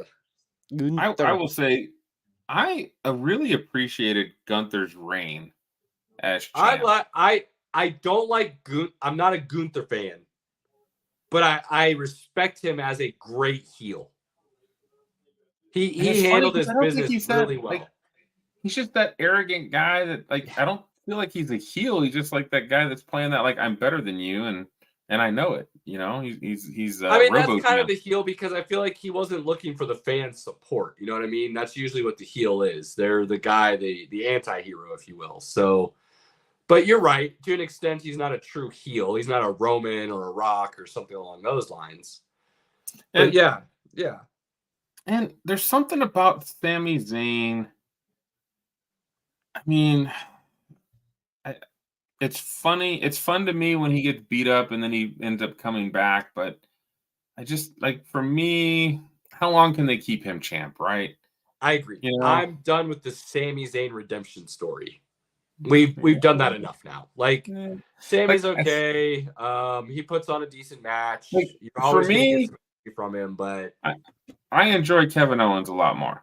That's me. Yep, I agree. Sammy doesn't have bad matches, though. I'll give him credit. The dude puts on a show. I just don't think he's that charismatic where I really care. And then we had the finale of night one, which was absolutely the coolest thing of night one. I loved the final match with Cody Rhodes and Seth Rollins versus Rock and Roman Reigns. Now, you could tell Seth Rollins was definitely not 100% in that match, for sure. And if you really think about that match, they really didn't wrestle a lot in that match. A lot of that match was outside the ring, brawling, not really being slammed. You didn't see a lot of, Well, it was also like, it felt like Cody and Seth were constantly trying to figure out what was going on to start the match, because it was a standard match. It wasn't a no rules. It wasn't a street brawl. Right. It wasn't a no hold bar. It was a legit regular match, but the ref wasn't going to disqualify The Rock, being the final boss on the board of TKO. Obviously had some words. Yeah, so they weren't going to. Yeah, they weren't going to disqualify him or Roman Reigns for doing things that they weren't supposed to. And then you could tell maybe about a third of the way, halfway through the match, all of a sudden Cody and Seth kind of were like, oh, well, then let's go. And they tried to pick it up and start doing those same things. It just felt like it was too little, too late kind of thing. What were you going to say, Robert? That when Rock was like, hey, you're going to let me do this or you're going to be fired and stuff, like, taking full advantage of that board, because you could see him mouth that, like, that was incredible. I'm like, bro, dude is flexing on this right now, and it's insane. That's final boss, baby. He's playing that character, and it was excellent. So again, like, coming into this, like, late in the game and understanding wrestling, that was pretty wild to see. So I'm excited to see kind of how that goes from here. I think it played out exactly what we thought it would, though, right? With Roman Reigns and The Rock winning the match in the end. What's funny is, again, what was on the line for the match. If Cody wins and Seth Rollins win, no bloodlines at the match the following night. If they lost, then it's bloodlines rules. And that leads into, and we'll discuss that, of how that impacts that match when it's bloodline rules. I will say, watching The Rock in the ring, mostly outside the ring, it just brought back just such good memories, and that's where I know we're in a new era. I know they're going to try to change things up, but I tell you, Rock, Cena, Undertaker, Stone Cold, Randy Orton in his prime, Dave Bautista, like, they just don't have that star power right now. And They that, just again, don't. we talked about that. That was on Vince McMahon. He relied too heavily on Brock Lesnar and then Roman Reigns, and he didn't build the talent around, which you and I have talked about, Pinky. There's been some guys over the last couple of years who are like, why aren't you building this dude up a little more? Why aren't we running with the story a little more? And they just didn't, because they wanted Lesnar and Roman. They wanted, the same old, and now they're paying for it. So this is where it gets interesting, is to see what Triple H and The Rock and the board of TKO do to promote, build, and increase the star power to that Attitude Era level again, where you got a bunch of people that people care about. Yeah, we'll see how that goes. I'm fingers crossed. All right, so Sunday, Robert, did you watch all of Sunday? I got like 3/4 of the way through it. I've yet to finish it. I've had a couple of things come up with some family things, so I haven't been able to commit a lot of time. So you didn't finish like the end of it? No, I know what happens. I know that Cody ends up taking down Roman. I just haven't seen it all happen, so I'm not sure what all plays into it. But I do know that I know I needed to get a quick up to date and quick read. But I've got like I think it's like 30 minutes left. You got to watch that last match. It's definitely worth it. Well, spoiler alerts incoming, so you're just gonna watch it and know. Oh yeah, no, I'm good. I did, like I said, I did a quick hey, I need to get caught up on this couple events real fast, and then I'm set. So no worries. So here's what's funny to me, and this is maybe why, when they do the 2-night extravaganza, night 2 is just so much better than night 1. Like, if you didn't watch night 1, I don't know if you missed a whole lot except for the last match. Like, I feel like that last match was really what was worth watching. And everything else, if you didn't watch it, you didn't miss anything. I will agree with you to an extent. I actually kind of dislike the 2 nights right now because they don't have enough star power. That Seth Rollins Drew McIntyre match was a little bit on the lame side for me, because Seth was obviously already suffering from the night before and a couple other nights before. So that was a little disappointing, but I liked how they handled McIntyre winning, and now he's still got a lot of things to fight for, because he had the title for all of 5 minutes, and then CM Punk punked him, and then Damian Priest came out and finally cashed in his Money in the Bank, and now he's the champ. So I like the overall arc. The match itself, though, felt a little lame because Seth wasn't able to be 100%. Yeah, Seth wasn't 100%. I'd already booked it that he was losing that match. Oh yeah, for sure. Like, I'd already booked it. When I saw CM Punk ringside, I was like, oh yeah. And we had talked about it last week that Damian Priest hadn't cashed in his Money in the Bank yet, and I knew he was going to cash in. He was going to cash in. He had to. It's coming back up. And there's only two things for him to cash in: Logan Paul or Seth Rollins and Drew McIntyre. And I felt like he would go with the Seth Rollins and Drew McIntyre. So it sets up so many things. The way that CM Punk punked Drew McIntyre could go and have a vendetta with him and beat his ass. Drew McIntyre can try to hunt down and try to get the title from Damian Priest. So it starts to bring up a separate storyline that we can get there. Sure. Sure. I agree. The match itself wasn't phenomenal, but I mean, Seth Rollins was definitely compromised. He had anytime you see somebody with the strips on their back or their muscles, their shoulders or something, that's just not a good look, man. Something's wrong. So we'll see, but yeah, you're right. Like the match itself, not great, but the storylines it opens up after. And I will say, I'm sure it was a timing thing. I would have liked to seen Drew and Damian Priest actually wrestle a little bit, and then have Damian win it. I mean, he literally put up one move and it was out. It was done. Well, that's the Money in the Bank. That's the whole point. Is the guy's already beat to hell, and you go out there and you throw your finishing move on him and you pin him. Like that is what Money in the Bank is. So he cashed in at the right time. I am disappointed that they haven't figured out that Logan Paul needs to be basically headlining night one. Man. Whatever his match is, let that headline night one. Because being new to the game, Robert, when you see Logan Paul, what do you think? Oh man, I want to see him get his ass beat sometimes, just because I know what he's done in the past. But I know that from what I've seen, he's a great wrestler, and it's awesome to see him. It's great seeing what he does because the athleticism behind it really speaks to what he's willing to do, and it's awesome to see. And honestly, that was probably one of when we watched the cage match together, Pinky. I think that was one of my big disappointments is they brought him in the game too late, and then he got his ass beat. Like you're talking about Elimination Chamber? Yeah. Yeah. What's the guy's name? The bigger guy. Bobby Lashley. Mohawk.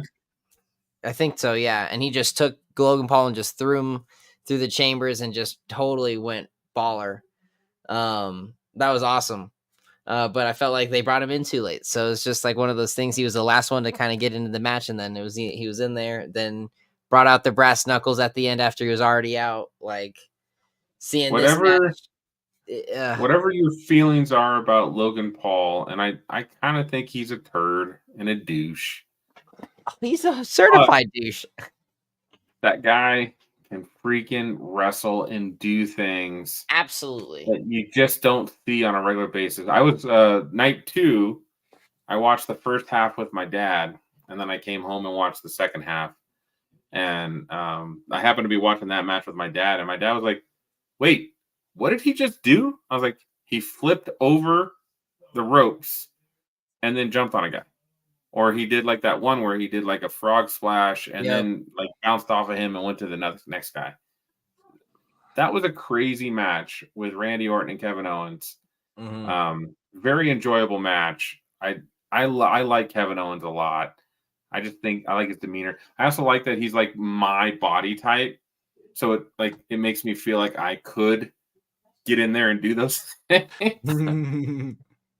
But I know I couldn't, but it just makes me feel like I could if I had put the proper training in. I like it. Now, the main event. Let's just hold on. Nah, there's nothing else to discuss. Well, I mean, Bayley won a title. Right. Good nothing for her. else to discuss. Woo, Bayley won. Yeah, we don't care about the tag match. You do this to me every time. Like, you always are like, well, no. We talked about it all, Pinky. That matters. Like, we're good. Like, we can. Yeah, you're right. The other matches that happened really don't matter in the scheme of things. So, Riker. Let's say it again. Hell no. Hell no. That tribal chief was the weakest champion the WWE has seen in the last 40 years. I can't disagree with that. I will give him the respect that they marketed him right. They got people watching, and the WWE has grown and in a better place as he leaves as champion. So I will give him respect for that. and that's the most he'll get from me. I agree with you. Like, again, to me, I want a champion that's wrestling on Monday nights or Friday nights or both nights. I want a champion that's there and doing stuff. Like, he only wrestled every 3 months. Whenever they did a pay-per-view, he wrestled. Other than that, he didn't. Yes, it would be nice to see him more. I don't disagree with you there, Pinky. That's not my biggest beef. My biggest beef is the fact that he didn't win one match without the assistance of at least 2 other people. Right. Like that. No. I mean, No.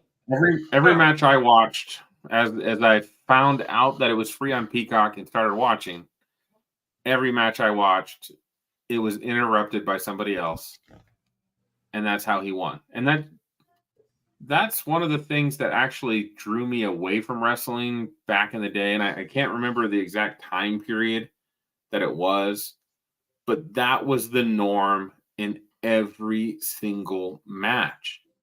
And it was just like, this is so old. Like, that's the same thing every single match. We're not getting a true competition of talent and story. We're just getting somebody coming out and messing with the ref or messing with, pulling them out or whatever it was to interfere to let the other guy win. And that's just so old to me. Like, I just don't need that. If you want to throw that in every once in a while, totally cool with that. But I don't need it every single match. And that's basically Roman's reign, was every single time. And every single. I don't know how, as an entertainer, that he didn't bring that up. Because the whole part of him being the heel in his story was the fact that didn't matter. He won regardless of the help. And that's how they kept playing it off. It was just lame. Like, plain and simple, it was just lame. If it had been 1 or 2 times where somebody came out and, when he was doing Orton, and Orton caught a lucky RKO or something out of nowhere, off of a spear or something. Okay, you bring one in the Usos in or Sikoa or whatever as a one-time, one-off kind of thing. Maybe it happens a year later or something. Fine. Cool. He didn't win a single match when he was trying to defend the championship without at least 2 of the bloodline jumping in to affect the outcome. Lame. You're not a very good champion if you always need somebody else's help to maintain and retain your title. I don't remember The Rock getting that. I don't remember John Cena having a bunch of people coming to help him. I sure as shit don't remember anybody coming to Stone Cold's back to pull him off. And this goes back to the lack of superstars that they have right now. Because back in the day, The Rock would win, Stone Cold would win it back, Cena would win, Undertaker would win. Like, they would move it around. Ric Flair would win. They would move it around. There's a reason these older generations are 20-time world champion and 15-time world, because they were constantly fighting each other and going back and forth. Roman was like, "Yeah, I'm gonna win and then take 3 years off. Peace." Yeah, it was disgusting. Now, Robert, I know you can't comment a lot because you didn't watch the match yet. Yeah. I'm still getting there. It is something you do have to finish. It was very enjoyable. I mean, we're gonna spoil it now because we got to talk about fine. it. All the cameos were done really well. Really well. If I remember correctly, it started with Jimmy coming down. Well, And Jay came out to help Roman. So then Jimmy came out. You heard Jimmy's music come out. And he came running down the ring. I had it backwards, yeah. So Jay came out to help Roman. Yeah. He did what he needed to do. As he's going backstage, Jimmy comes out and he literally spears him off the platform like 10 feet down. Yeah. That was pretty awesome. So those two are out of commission, right? They're done. See ya. Yeah. They're done. They're like, we're chilling down in the pit. And then Sokoa comes down to help. Which again, that dude is like size-wise and aggression. He's a perfect character because man, he puts a whooping on you. He's like what you before people got wise and realized it was just really bad publicity and not facts. He's like what you would think of like a Rottweiler back in the day or something, you know, just stacked, vicious, ready to just destroy anything. He comes out, they get a Samoan spike and a spear at the same time on Rhodes. Well, that's probably hard for Cody to come out. Well, story's still going. Hang on, he kicked out. What's going to happen next? Who comes out? The trumpets, baby. The trumpets. I don't think Robert knows who that is yet. I know who that is. Mr. John Cena comes Mr. running down John the ramp. Cena. I'm not that fucking sheltered. I'll say John Cena looks a little slim these days. He does not look as pumped as he has in the past. Although he's about to get pumped for Peacekeeper. He will get pumped for Peacemaker. That's absolutely Peacemaker, true. my bad. And he runs down, puts a whooping on Sokoa, actually throws him through the table, the announcer's table, which is always fun. Gets him out of the way. And then The Rock comes down. I will say I was a little sad that Cena's just like, whatever, and Rock bottoms him.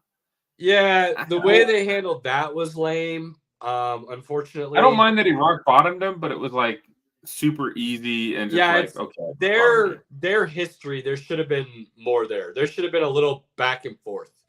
It would have been nice to see Cena give The Rock a 5-knuckle shuffle out of nowhere. Like a real quick takedown, 5-knuckle shuffle, and then The Rock kind of like scramble to his feet out of nowhere and then do the rock bottom or something. That would have been better. But it was cool to still see him standing in the ring for a second. But then all of a sudden you realize, like, after like a second, you're like, Cena's just going to be his bitch, isn't he? And then the lights go out, Robert. And it's the dead man. No. Wait, it's better than that, Pinky. You don't do it justice. The dong of the bell goes off, and then the lights cut. So you truly feel the oh shit. And The Rock is literally they put the lights back on.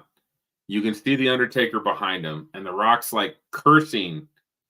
They didn't quite let you see what he was saying specifically, but he was literally like, get out here, I will mess you up, like all this stuff. He turns around, Undertaker just grabs a hold of him. And I will tell you, and I know The Rock jumped. You could tell The Rock jumped on this because Undertaker literally, I mean, he got some air on this choke slam. Like it was a very good choke slam. And then the lights went out again. And they were all out of the ring. I'm assuming they all got into position like at the very bottom of each ring or corner or skirt or whatever. Because then it was just Roman and Cody in the middle of the ring again. All we needed. And then we got a little bit of action from there. We got... I think we'd agree. The only thing missing was a little bit of Stone Cold. I just don't know if he could have made his way to the ring with his knees. I don't know how that would have worked. So I'm actually glad they didn't include the rattlesnake because, look, we all know I love the rattlesnake. We know how I feel about Stone Cold. That's my goat. I love that guy. Best entrance music, right? Like you hear that glass breaking and shit's about to go down. Like that's the beauty of Stone Cold. It wasn't just, somebody's going to come out and talk. No. Shit's going down when that glass breaks, right? I'm glad they didn't include him though because he doesn't have. There's 0 point to him being out there unless he's going to mess everybody up. Stone Cold wouldn't have been on a side for any of that. So you would have had to have him come out and stun The Rock, and then stun Cena or the Undertaker, or Roman and then Cody. Like it would have just been The Rock to come out to just level everything up again. There wouldn't have been him coming out to defend one way or the other. So that's why I'm glad they left him out of this particular situation. Because he's better in like, if it was just like I could see if this Rock and Rhodes story goes for the next year and becomes WrestleMania 41, I could see Stone Cold intervening in that just for shits and giggles. Just because it's like a one-on-one and he's just going in there to stir the pot. But it wouldn't have made sense to me, at least as a Stone Cold fan, to see him in this situation. I like the way it was handled. You have a lot to look forward to, Robert. I have been looking forward to it. I should have some time tomorrow. Like I said, I got some family things going on, so I'm not actually going to be in the office. So I'm going to help out some family members. So I should have some time, and I should finish the it last up. 25 minutes. Yeah, last 25, you're going to get a couple Superman punches, a couple spears, a couple different crossroads, 3 in a row. Like, shit goes down, and Cody, to his credit, continued to rise to the occasion. They picked the right guy to move into this new era with, and he held the crowd and handled it in a very, very masterful way. Oh, man. So one of the best things is when you see the ring fill up with Sami Zayn. Well, Cena. Wait, before you even get there, though, when he gets the 1, 2, 3 finally, when he pins Roman and gets that 1, 2, 3, you can see the crowd erupt, and then you can hear it in the ring announcer's voice as she's announcing him how emotional it is for a lot of people that this new story is starting. Absolutely. And it's... And then you get the visual that you were about to talk about. That's when you know you've done a good job, when the crowd feels it, when the audience at home feels it, right? That, like, oh my God, he did it. Now, I mean, again, I think we agree. Both of us thought like he was going to do it. I just like, it just seemed like it was time for this to happen at this time. Because if they didn't let Cody win, who do they bring to beat the Roman Reigns? He's beat everybody. Well, it's not just that. They were going to go with The Rock versus Roman. We knew that. As soon as we heard The Rock was coming back, it was going to be Rock versus Roman for head of the table. That was going to be the story. Right. And more power to The Rock and that new board and Triple H and everybody else involved, because they listened, and they listened very quickly and realized that wasn't going to be good. It just wasn't going to be the story that the fan base wanted to see and hear. He talked about that a lot. He did. In all the interviews he did this weekend. He did. He talked about that a lot of, this is what we were planning to do. And then, a good leader, he always says, I'm not a good leader, but, a good leader would listen, and a good leader has to always know how to pivot. And they did. They pivoted well. They allowed The Rock to come in to support the bloodline and his cousin and make sure he stayed head of the table kind of thing. And then they could have done something, that was kind of the underlying thing there is, let Roman, I'm going to help you keep it, and then we're going to decide how we're going to handle this. That was kind of the underlying tone for that, right? But I'm going to support you in beating Cody. And then now Cody beats Roman, and unfortunately, I do believe part of the reason the story is written this way is because I think Roman's got some health issues again, unfortunately. I hope I'm wrong.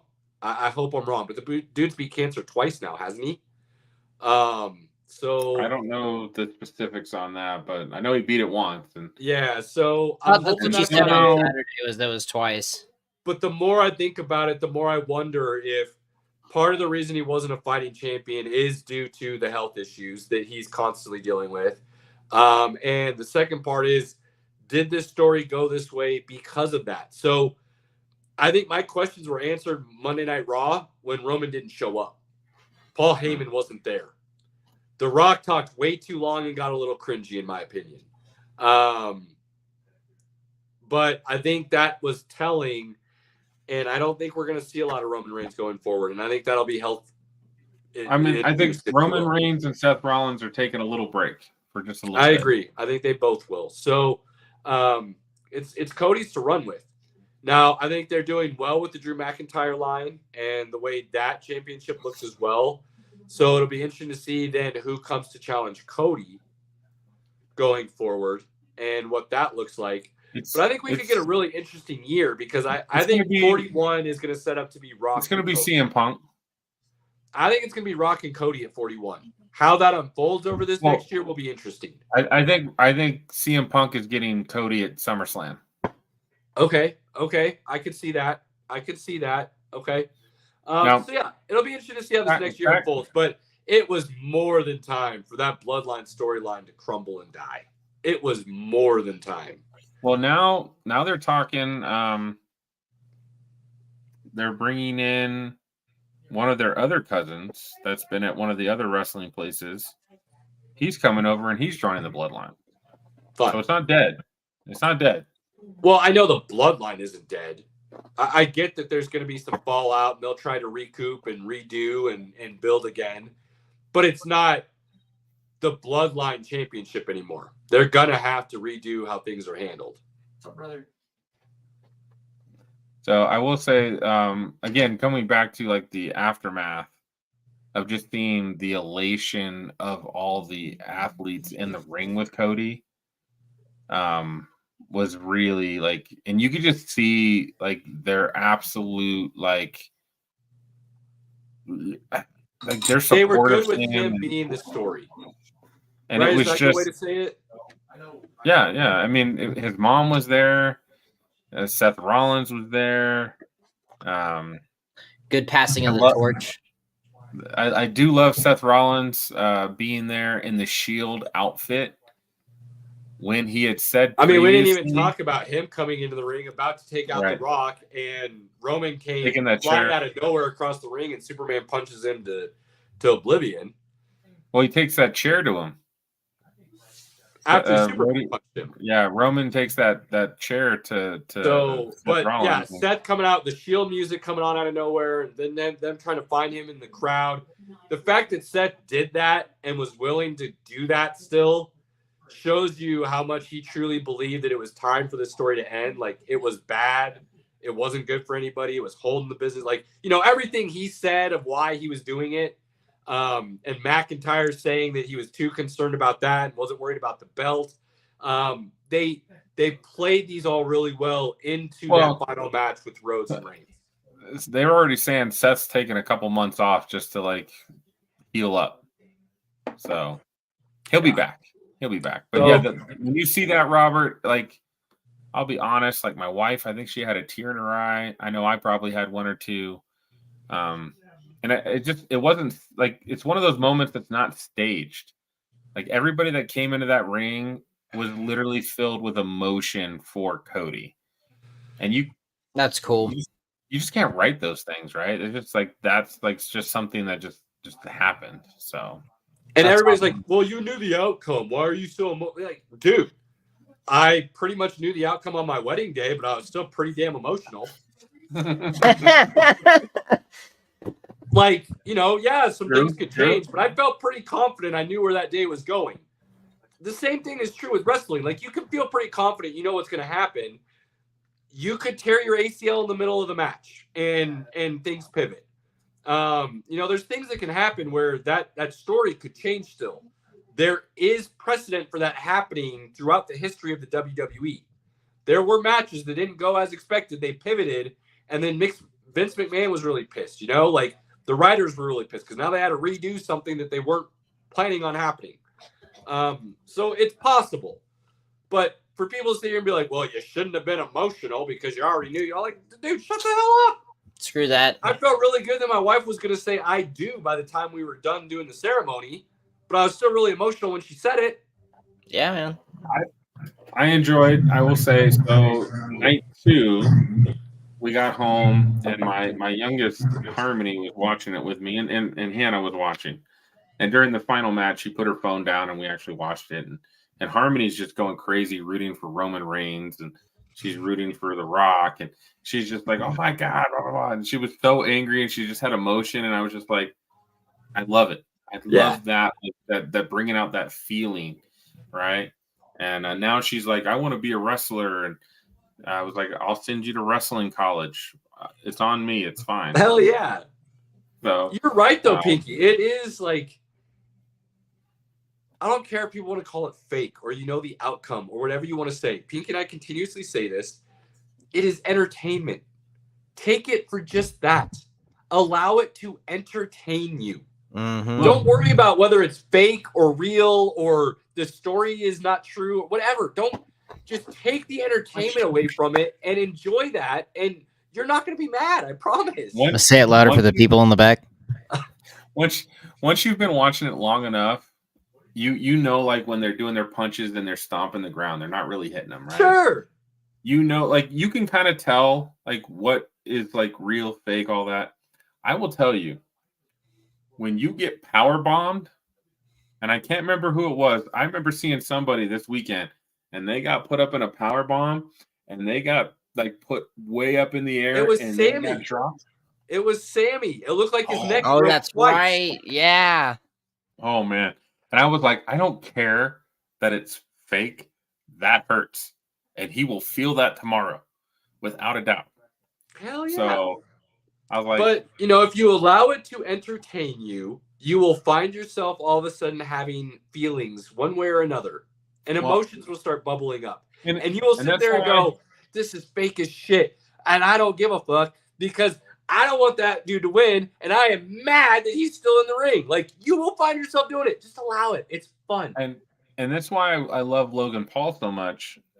Just watching him is when he does, like when he jumped off the top rope and did the frog splash, and it was one of the like most aggressive frog splashes I've seen. I was like, wow. I'm just blown away by that athleticism that he has every time I watch him wrestle. Dude, absolutely. He's standing on the top rope, which is already 4.5 feet above the ring, right? Right. And then he's jumping another 3.5 feet up in the air and another 6 feet out and coming straight down on top of somebody. Call it fake all you want, but it's still a real landing. Bro. When those guys jump off the top rope and somebody puts their knees up, there's no good way to hit their knees jumping off that top rope. It's going to hurt. Or how about watching Roman and Cody slam each other onto concrete footers? Because that's what they did. You were watching that match when they went outside the ring and they were standing on that obstacle that was covered in black tablecloth. That was a cement footing. Now, was there a possible pad underneath that? Maybe, but you're talking about a 1-inch thick wrestling pad. You're still going to feel the cement. Like, these dudes are beating themselves up. And they're putting on a story and a show that is written. Yes, absolutely. Then call them actors. Call them actors that do their own stunts, okay? They do. And if you do that, I promise you, you will enjoy Monday night, Friday night, and your occasional Sundays. 100%. But I think there's some really cool storylines that can run with now going forward. It'll be interesting to see how the aftermath of the bloodline unfolds and what that looks like. How Cody defends this and how long they allow him to keep it. And just some of the other things that we discussed. There's going to be a lot of fun over the next couple of months. Absolutely, man. Absolutely. Let's talk about some nonsense real quick. We got some time. All right, Robert. Wrestling. Tell us what you want to talk about, brother. Dude, so, I mean, as a Star Wars fan, I personally love Solo. I personally think it is a very underrated film overall, and I think it is one of the best Star Wars entries we've had in recent years. That being said, Star Wars Outlaws is a new video game that's coming out. Emilia Clarke is coming back as Kira, and this focuses on the timeline between Empire Strikes Back and Return of the Jedi, which means that when Solo happens right before or right after Obi-Wan, there's a lot of time that happens there. So Kira gets up to a lot of stuff. So Caleb, I wanted to share that with you. So it's not completely dead. There's still hope for Solo and some things there going forward. I wish we had gotten the original Solo. I would love to know what that was like before Ron Howard got his hands all over it. I do hear you on that one. I like the movie. I'm with you. I like it, but I'm also, I'm a unique Star Wars fan in the fact that I love the prequels from the jump, and I thought they added 100%. a ton to the overall universe. So anybody putting Same. them down was a dumbass. And I also feel like those same people that put down the prequels are the same ones saying that the new trilogy was good. And I know 1000%. you and I don't agree, but I still believe The Last Jedi is the best of those three because it tried to do something new, unique, and different, which is what Star Wars is actually about, not rehashing movies that had already been made. So while Star Wars fans may not like what happened to Luke or the casino scene, fine. At least Rian Johnson tried to stay true to what Star Wars truly is at its heart, which is not remaking A New Hope and The Last Jedi. So in that regard, it's an interesting dichotomy that Star Wars fans currently have because they're going to have to build off the new three because Disney's not getting rid of them, unfortunately. But they've done enough with allowing Filoni and Favreau and the likes to build the universe outside of just the movies and expand on those other stories from the Clone Wars and Rebels and bringing those things back into the fold, which Disney had originally said they weren't going to do, that will end up, in my mind, saving everything. So I say all that to say this, Robert. Do we get a Solo 2? Well, and there's some good, you made some pretty distinct comments there that I'm going to build off of, and I'm going to end up at that question here. So, and I've been stressing it to you for a while. I know you said you've got through seasons 1 and 2, and you're just waiting for season 3 to finish up for the Bad Batch. I want to binge it now because that's how I've been going. So I don't want to have to wait a week to week. I understand that completely, and your questions will be answered with that out of the gate. I'm not going to come out with spoilers on that. Okay.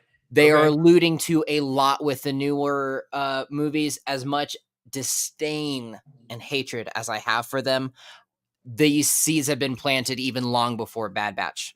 It's even in the Clone Wars. It's there.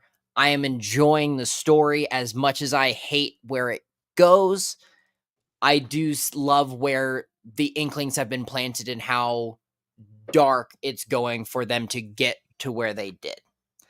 That being said, I think this is going to be a good template for them to do Solo 2. I do think it is going to happen, but this is going to be a good segue to do that because this provides Kira with another story 20 years later from when Solo ends with Darth Maul at the Crimson Dawn. So I love that idea. Because very excited.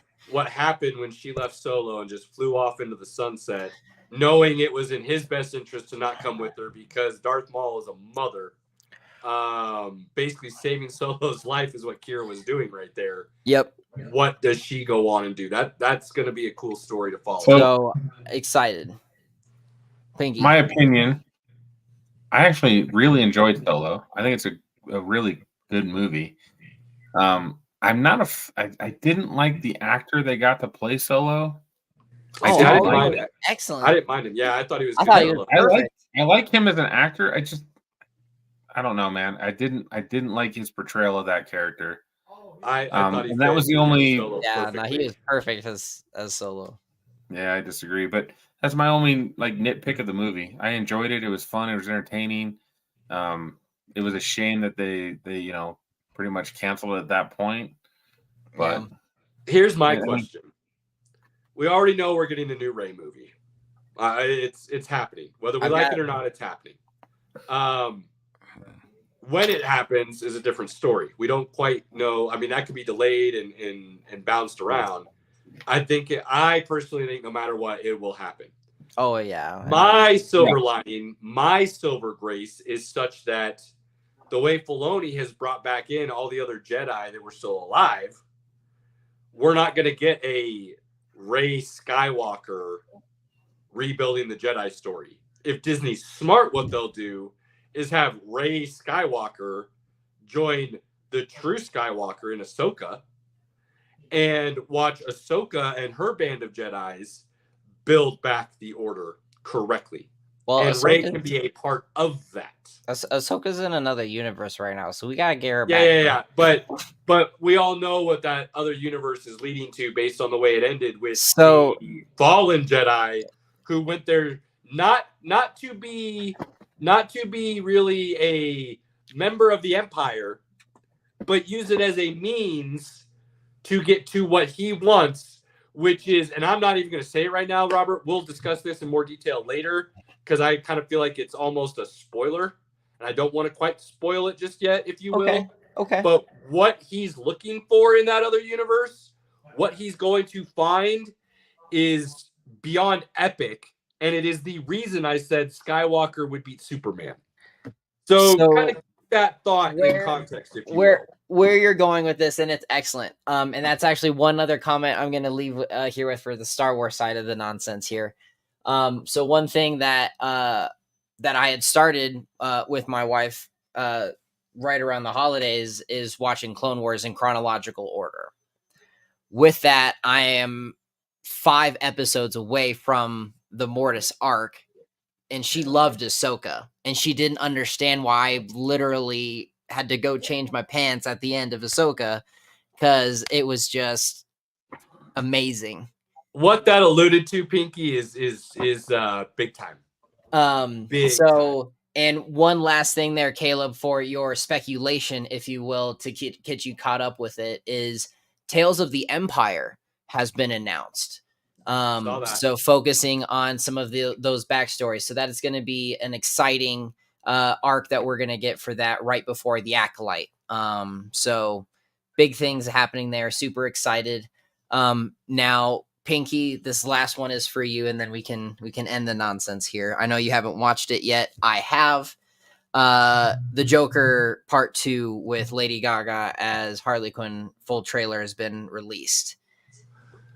I'm not sure how I feel about it. The makeup seems to be as on point with the first one with Joaquin Phoenix, but I'm not sure how this story will be told.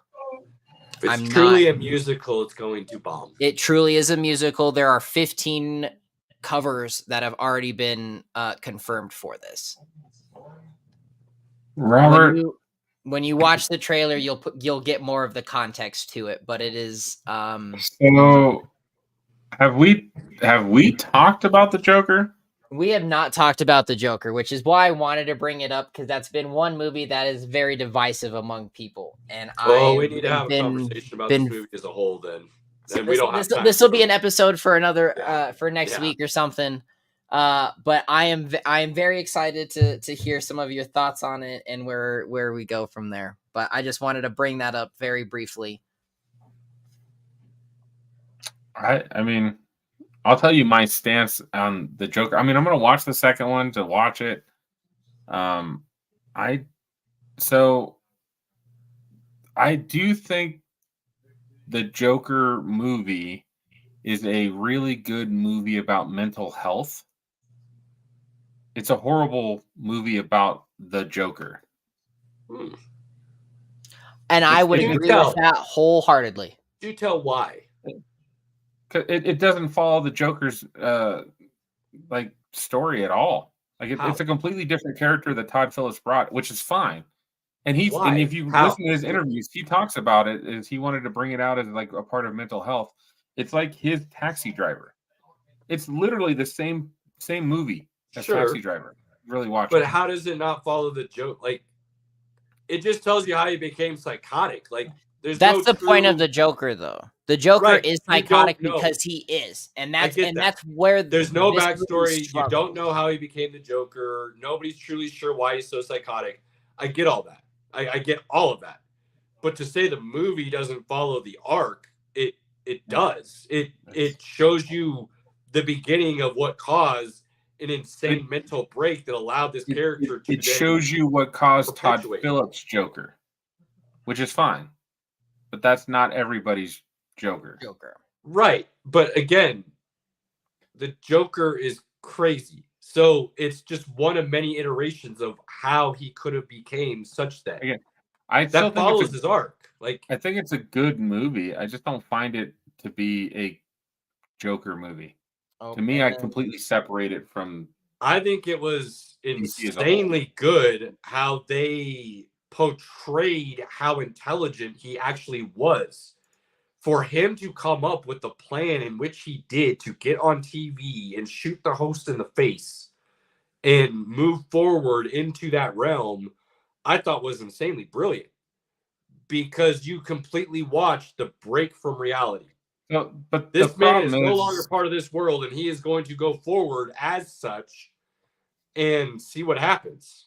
The problem with that movie is the only two good scenes are A, the one with the midget, and then two, that scene where he shoots De Niro in the face. Like those are the only two really enjoyable scenes of that whole movie. Dude, The rest of that one of the movie is- last scenes when he's just laying on the cop car and they're like picking him up and putting him down, like the power in that scene was crazy.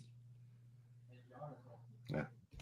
I just did not find that movie very enjoyable. And I can respect that, Pinky. And again, I still think it's a good movie, but I separate it from The DC and the Yeah. Joker itself. And I feel like it is just a really good movie of showing mental health than anything else. I think too many people have this thought of what they believe the Joker's backstory is, that they weren't going to accept it no matter what happened. It won awards, man. So like it's Awards means jack shit, dude. Like, let's not ever mention a movie won awards as a reason to watch or not watch. Hollywood and the critics and the people that hand out those awards are completely worthless. The movies that should actually win awards very rarely win awards. Like Spider-Verse should have won so many awards and it didn't win shit. So I don't give a shit if a movie won awards or not. Like, it was a well done movie that gave you a perspective that isn't really talked about as an origin story for the Joker. That's how I saw it. Yeah, I think too many people are on this kick of the Joker is former military, and beyond that, they don't know what the backstory is. But it feels like a majority of DC Joker fans have that stuck in their head and refuse to come off of it for why the Joker is able to be so brilliant. It's because he's messed up. Period. Yeah. Again, my opinion, I don't think it's as great as people think. I did not enjoy it as much as others. I don't like it for the simple fact that it's not canon. It's not going into any universe. It's not part of anybody's news The story. Elseworlds. So that's why I don't like it. As a standalone movie, though, of an origin story for the Joker, I think it's totally plausible and good. So, but I just wanted to bring that up there. So that was my last little bit of nonsense. But before we finish, and we need to finish, Borderlands comes out tomorrow. Or not Fallout. Sorry, Fallout Yes. comes out tomorrow. You Fallout. can watch all 8 episodes on Prime. Yeah. Invincible's also done, Pinky, so finish that. I will finish that. That's one that I watch on my own. The wife's not really into cartoons. I get it. I know. Take your time, But- but you're good. It's all out now. But I will definitely watch that, and I'm gonna force the wife to watch Fallout. I'm just like, Invincible, I think, is going to literally be the first show that I do not finish. That I started and do not finish. Missing out, man. That thing literally got worse every episode in my mind, not better. It got slower. It got more lame. The main character is a little cry bitch who, in reality, if anybody acted like that, would not have been allowed to continue on his path. You either man up or get out. He gets No, there. He he's a doesn't be a bitch. whiny bitch forever. So He is a whiny bitch forever. No, he's not. I promise. Robert, this fucking guy. I don't. Nope, that did. I had to force myself thinking it was going to get better because of the way you guys talked about it, and So it is sad. that is going to get left on whatever So episode, bad. first episode of season 3 or whatever the hell I was on. I don't even know, but it is staying there. I am not finishing that. Not. Nope. Missing No out, Caleb. reason. Missing Nah. out. Yeah, that's on Nah. you, baby. That's on Yep. you. Not good. Not worth it. Not worth it. Lame ass. Oh, and 2 more weeks for you to watch Shogun, Pinky. I got every episode recorded. We're gonna binge the shit out of that too because I didn't want to watch commercials. It's so good. FX doesn't make bad television. I mean, plain and simple. Oh, these FX hours, they're each an hour long, and you get every bit of the hour, and it is top notch. You go all the way back to the origination of FX with the Shield, and then Rescue Me, building into Sons of Anarchy and things they're doing now. The FX doesn't make bad TV, in my opinion. I mean, I love most of the comedies they've put out. The League, The Man League, Seeking Woman, Always Sunny. Always Sunny. Yeah, like I'm a big fan of Always Sunny. Yeah, I need to watch FX is, some Always Sunny. It's been a minute. FX makes some good stuff. So We are, as of tomorrow morning, when we wake up, boys, we are 2 weeks from me going to Detroit, baby. Yeah. that means next week is NBA playoffs, NHL playoffs. We got to talk to Cody.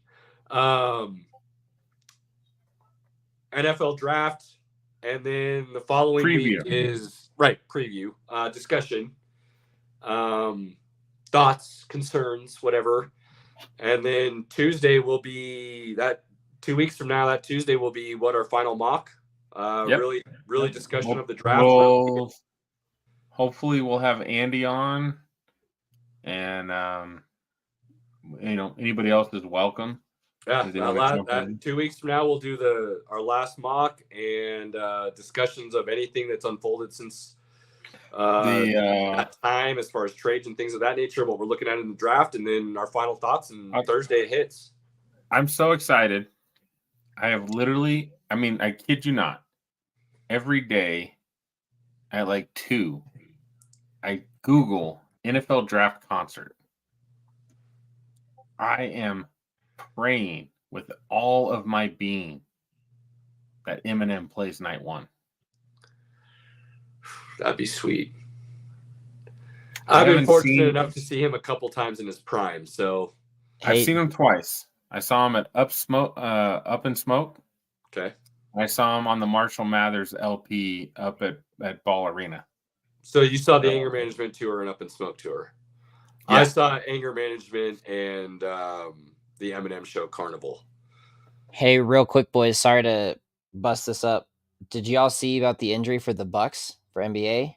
Yeah, I'm not too concerned right now. Giannis is going to have some things looked at, but he finished the game. Okay. I just got the alert on my phone following up with it. I'm like, oh shit, how'd I miss that? I mean, he's still major. Let me double check, but if I remember what I was looking at, he still finished with like 35 minutes played or something like that. Hang on. Hey, our boy Nasty Nate has a hat trick, by the way. Trying to get that MVP. Let's go. He's looking pretty good right now. Let's go, baby. Let's go. Let's see here. Giannis. Yeah, he played 29 minutes still. So, you go get checked out at halftime, and then you come back and play the second half, and then getting MRIs and stuff after the game. So, we'll see. But Giannis is kind of a beast. He had a knee injury the year they won the finals that would have probably kept most people out the rest of the playoffs, and he found a way to come back and then not only come back and play, but come back and play and lead his team to a championship. So Giannis is kind of a different beast. And Embiid had a game tonight, fellas. He did. Yes, he did. He really did.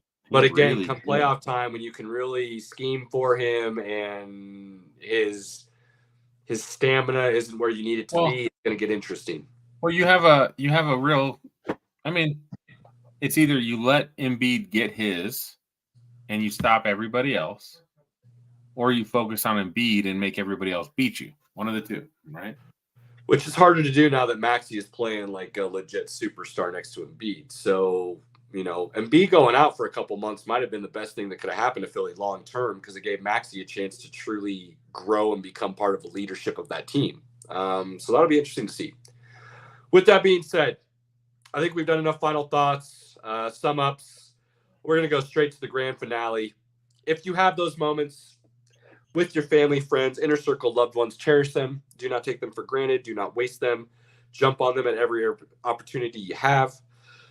We appreciate all the love and support more than you will ever know. We will continue to say it, whether you think it's cliche or not. To my fellas, appreciate you guys. Everybody else, cheers. We're out. Good night. Fast lane when I pass in the street, bag of money in the passenger seat. Simcoe's been asking for me on the road from the west